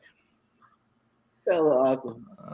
Yeah, so Dane's like, man, I've been on here for 3.5 hours, so it's been a while since you've been on, Danny. You got your full 3 live stream words tonight. I did. I know. I read a blast, man. Thanks for having me on. Anytime you do. She's like, shut the fuck up, Pack. So I love being here, man. I'm kidding you. The 8-hour stream we all did the one time, that was on my channel, that was fun. Oh, dude. So Sardo was on. Marcos didn't end up showing up because it was supposed to be a 3 live stream infiltration. Mm-hmm. Yeah. So me and Sardo showed up. I remember that. It was 4 hours. 4 hours. Yeah. That was a good one. When I was on, it was you, Input, Rodimus Primal came on. Trying to think who was on.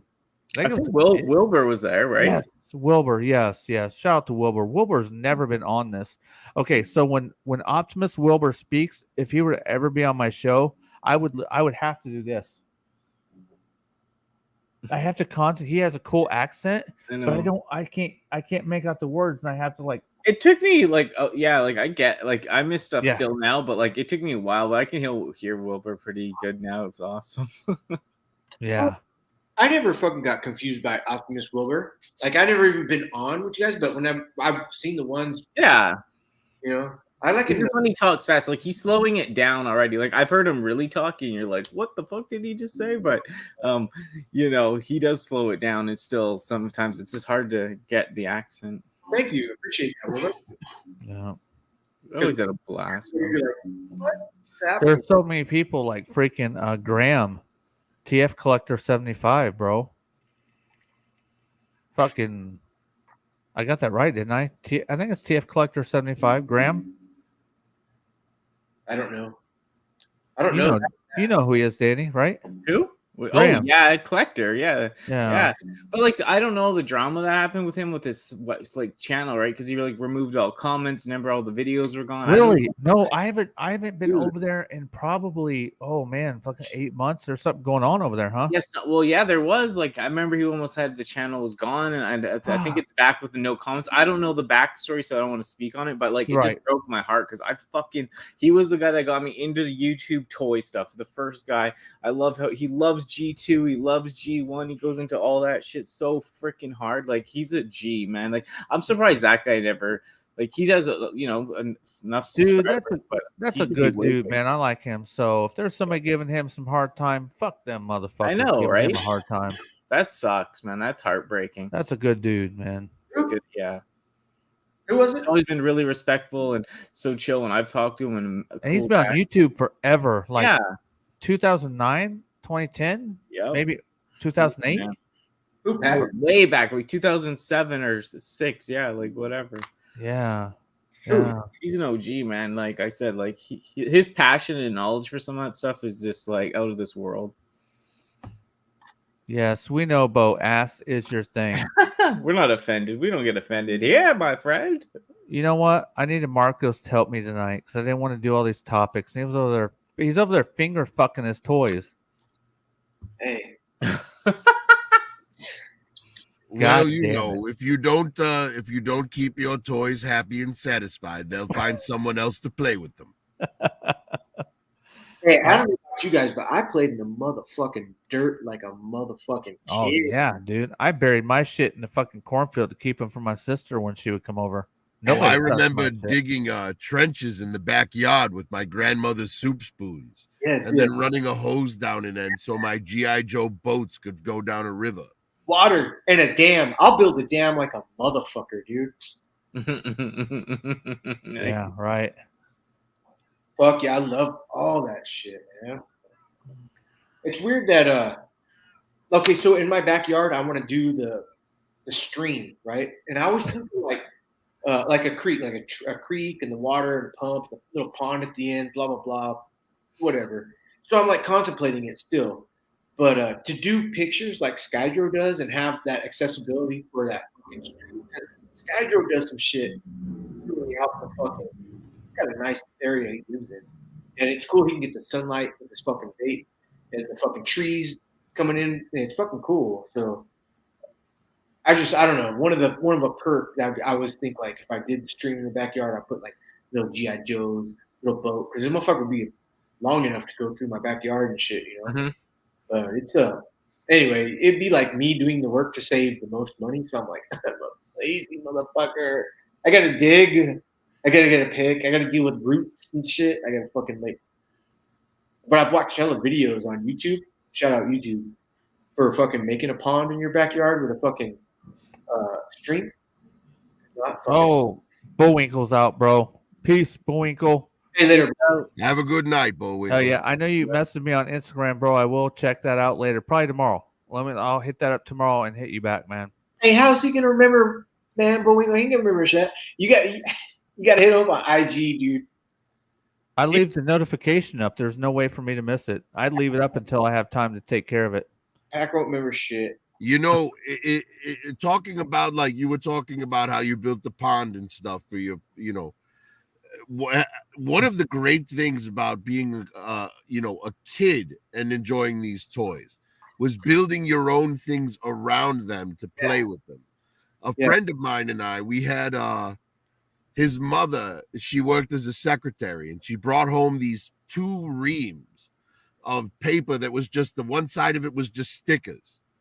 So we took a bunch of cardboard boxes and all this sticker paper and made a giant city for our Hot Wheels cars that we could drop down on the top, and they would roll all the way to the bottom through all these tunnels and shit.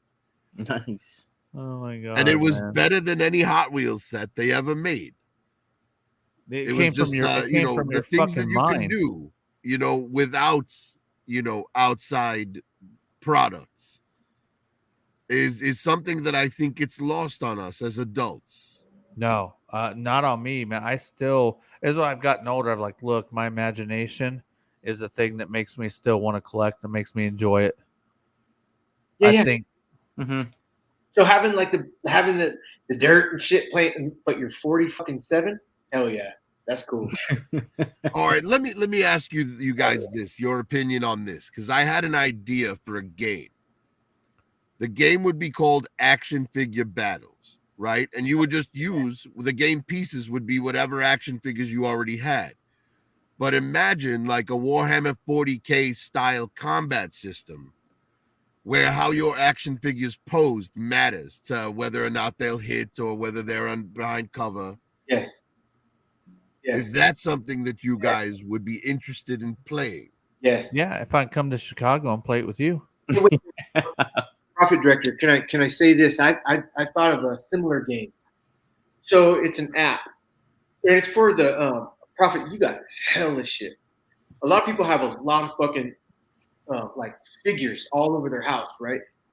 If you had an app and you scanned all the figures and it just automatically knew, just like face recognition and what their powers were, because the fucking database was huge. They're infinite fucking memory of what everything that you just scanned has in their power load, right? But they were only the size that they were as a toy, and they all got to fucking fight. And you could choose them, you could select them. There'd be like 3 to 12 different fucking unlock. Like you have some locks over here, like you have to get so far and you need to get this far of what they can actually do and shit. Like me and my son have talked about that. My son was like, "Oh my god, dude! Like Toy Story came alive in your house, fucking." And you could fight, your friend could fight with you, all kinds of crazy shit, bro. Similar to what you were saying on just the fact that characters and everybody's involved. That's another thing too. Like, give me a motherfucking game where Terminator fights fucking a Predator, which is Mortal Kombat 11. I get it. Mortal Kombat 11 is fucking pretty good for that. Perfect. But everything Whoa. like Ready Player One, everything's in Ready Player One that they got the license to. But everything else, fucking, that'd be sick if they all jumped in and just made a fucking. Who's the last man standing in the video game? Who would win? Who's the fucking most powerful being you know? It depends on which universe you're talking about. Whether you're talking about comic books or, The game is, let's call it Last Man Standing. The universes on the universes on the universes. Mugen, yeah. Well, you'd wind up with somebody like Beyonder or Q as your victor then, because they're basically omnipotent. They're nobody can fucking, not even the Flash. That's why the way I would organize it is I would make like a point system, right? So like, let's say you were making the Hulk.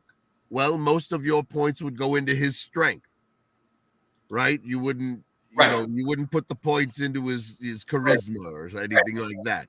I'm hearing you. Right, and then that would be reflected in how many dice you roll to like deal damage to someone. Yes. I would make it like just regular D6 combat. So all you would need to buy would be the book with the rules in it, right? And then you could use any D6 dice and the action figures you have. There would be character sheets, so you could write up, the points of how to build the character. And then it would just be tabletop battles, like Warhammer 40K. Have any of you ever played Warhammer 40K? Oh yeah. No, I like the idea of it because it's less complicated than D&D, but it's fun with the toy. I like the toy aspect of it too, and being at the table with people. Yes, and that way you could play with whatever characters you brought with you. That's cool. Right? If you wanted to bring a Figma Elsa to the table, you could write up her ice powers. I like it. All right. That's it.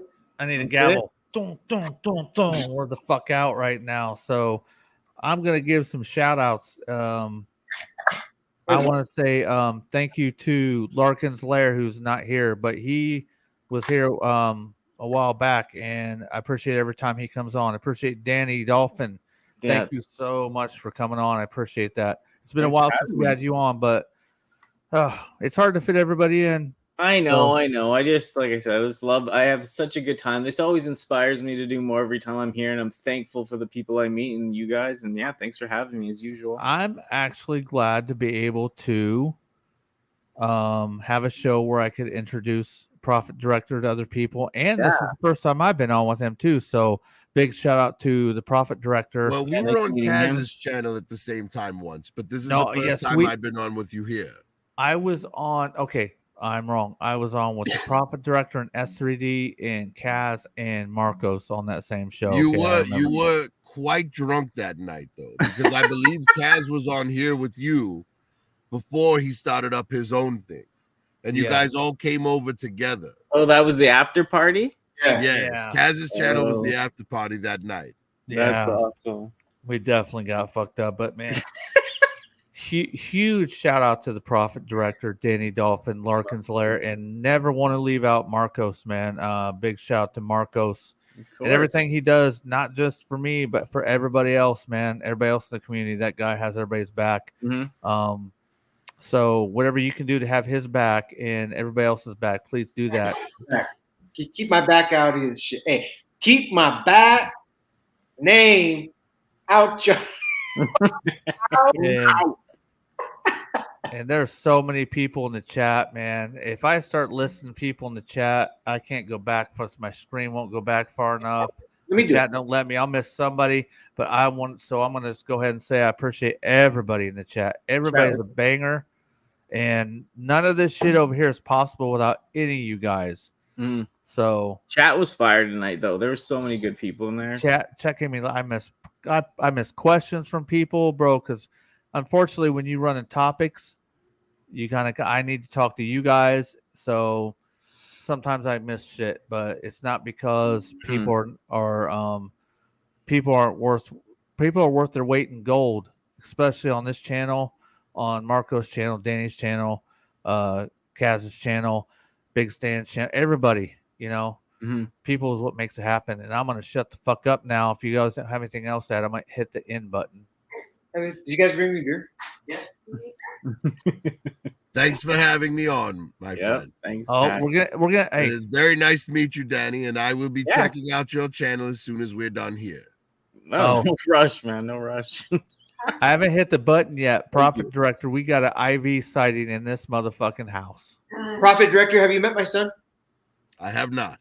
This is my son, Marky. Hello. Prophet Director, this is the man. He's the real. What? We got Grizzly in the house too. What? Is that a Maine Coon? Yeah, I thought that was a wild animal. That's a Grizzly very is a large wild cat. animal. Yeah, what is that? That's a big pussy, man. He tries to get some shots in. Hey, I'm getting ready to end it, but before we go, hold on. Thanks. Hold on. Ivy, don't go nowhere. Wait, everybody. Oh, come on now. Look at this. That cat he just showed. Bam. Oh, what? Wow. Bam. What? Dude, that's OG first generation. Bro, this is their sticker pack from almost 2 years ago, son. Wow. Yeah, that's a clean pussy, man. A lot of respect. Yeah. Hey, we're out of here, guys. I'm hitting the end button. Thanks for stopping. End it, man. Bye, James. Bye.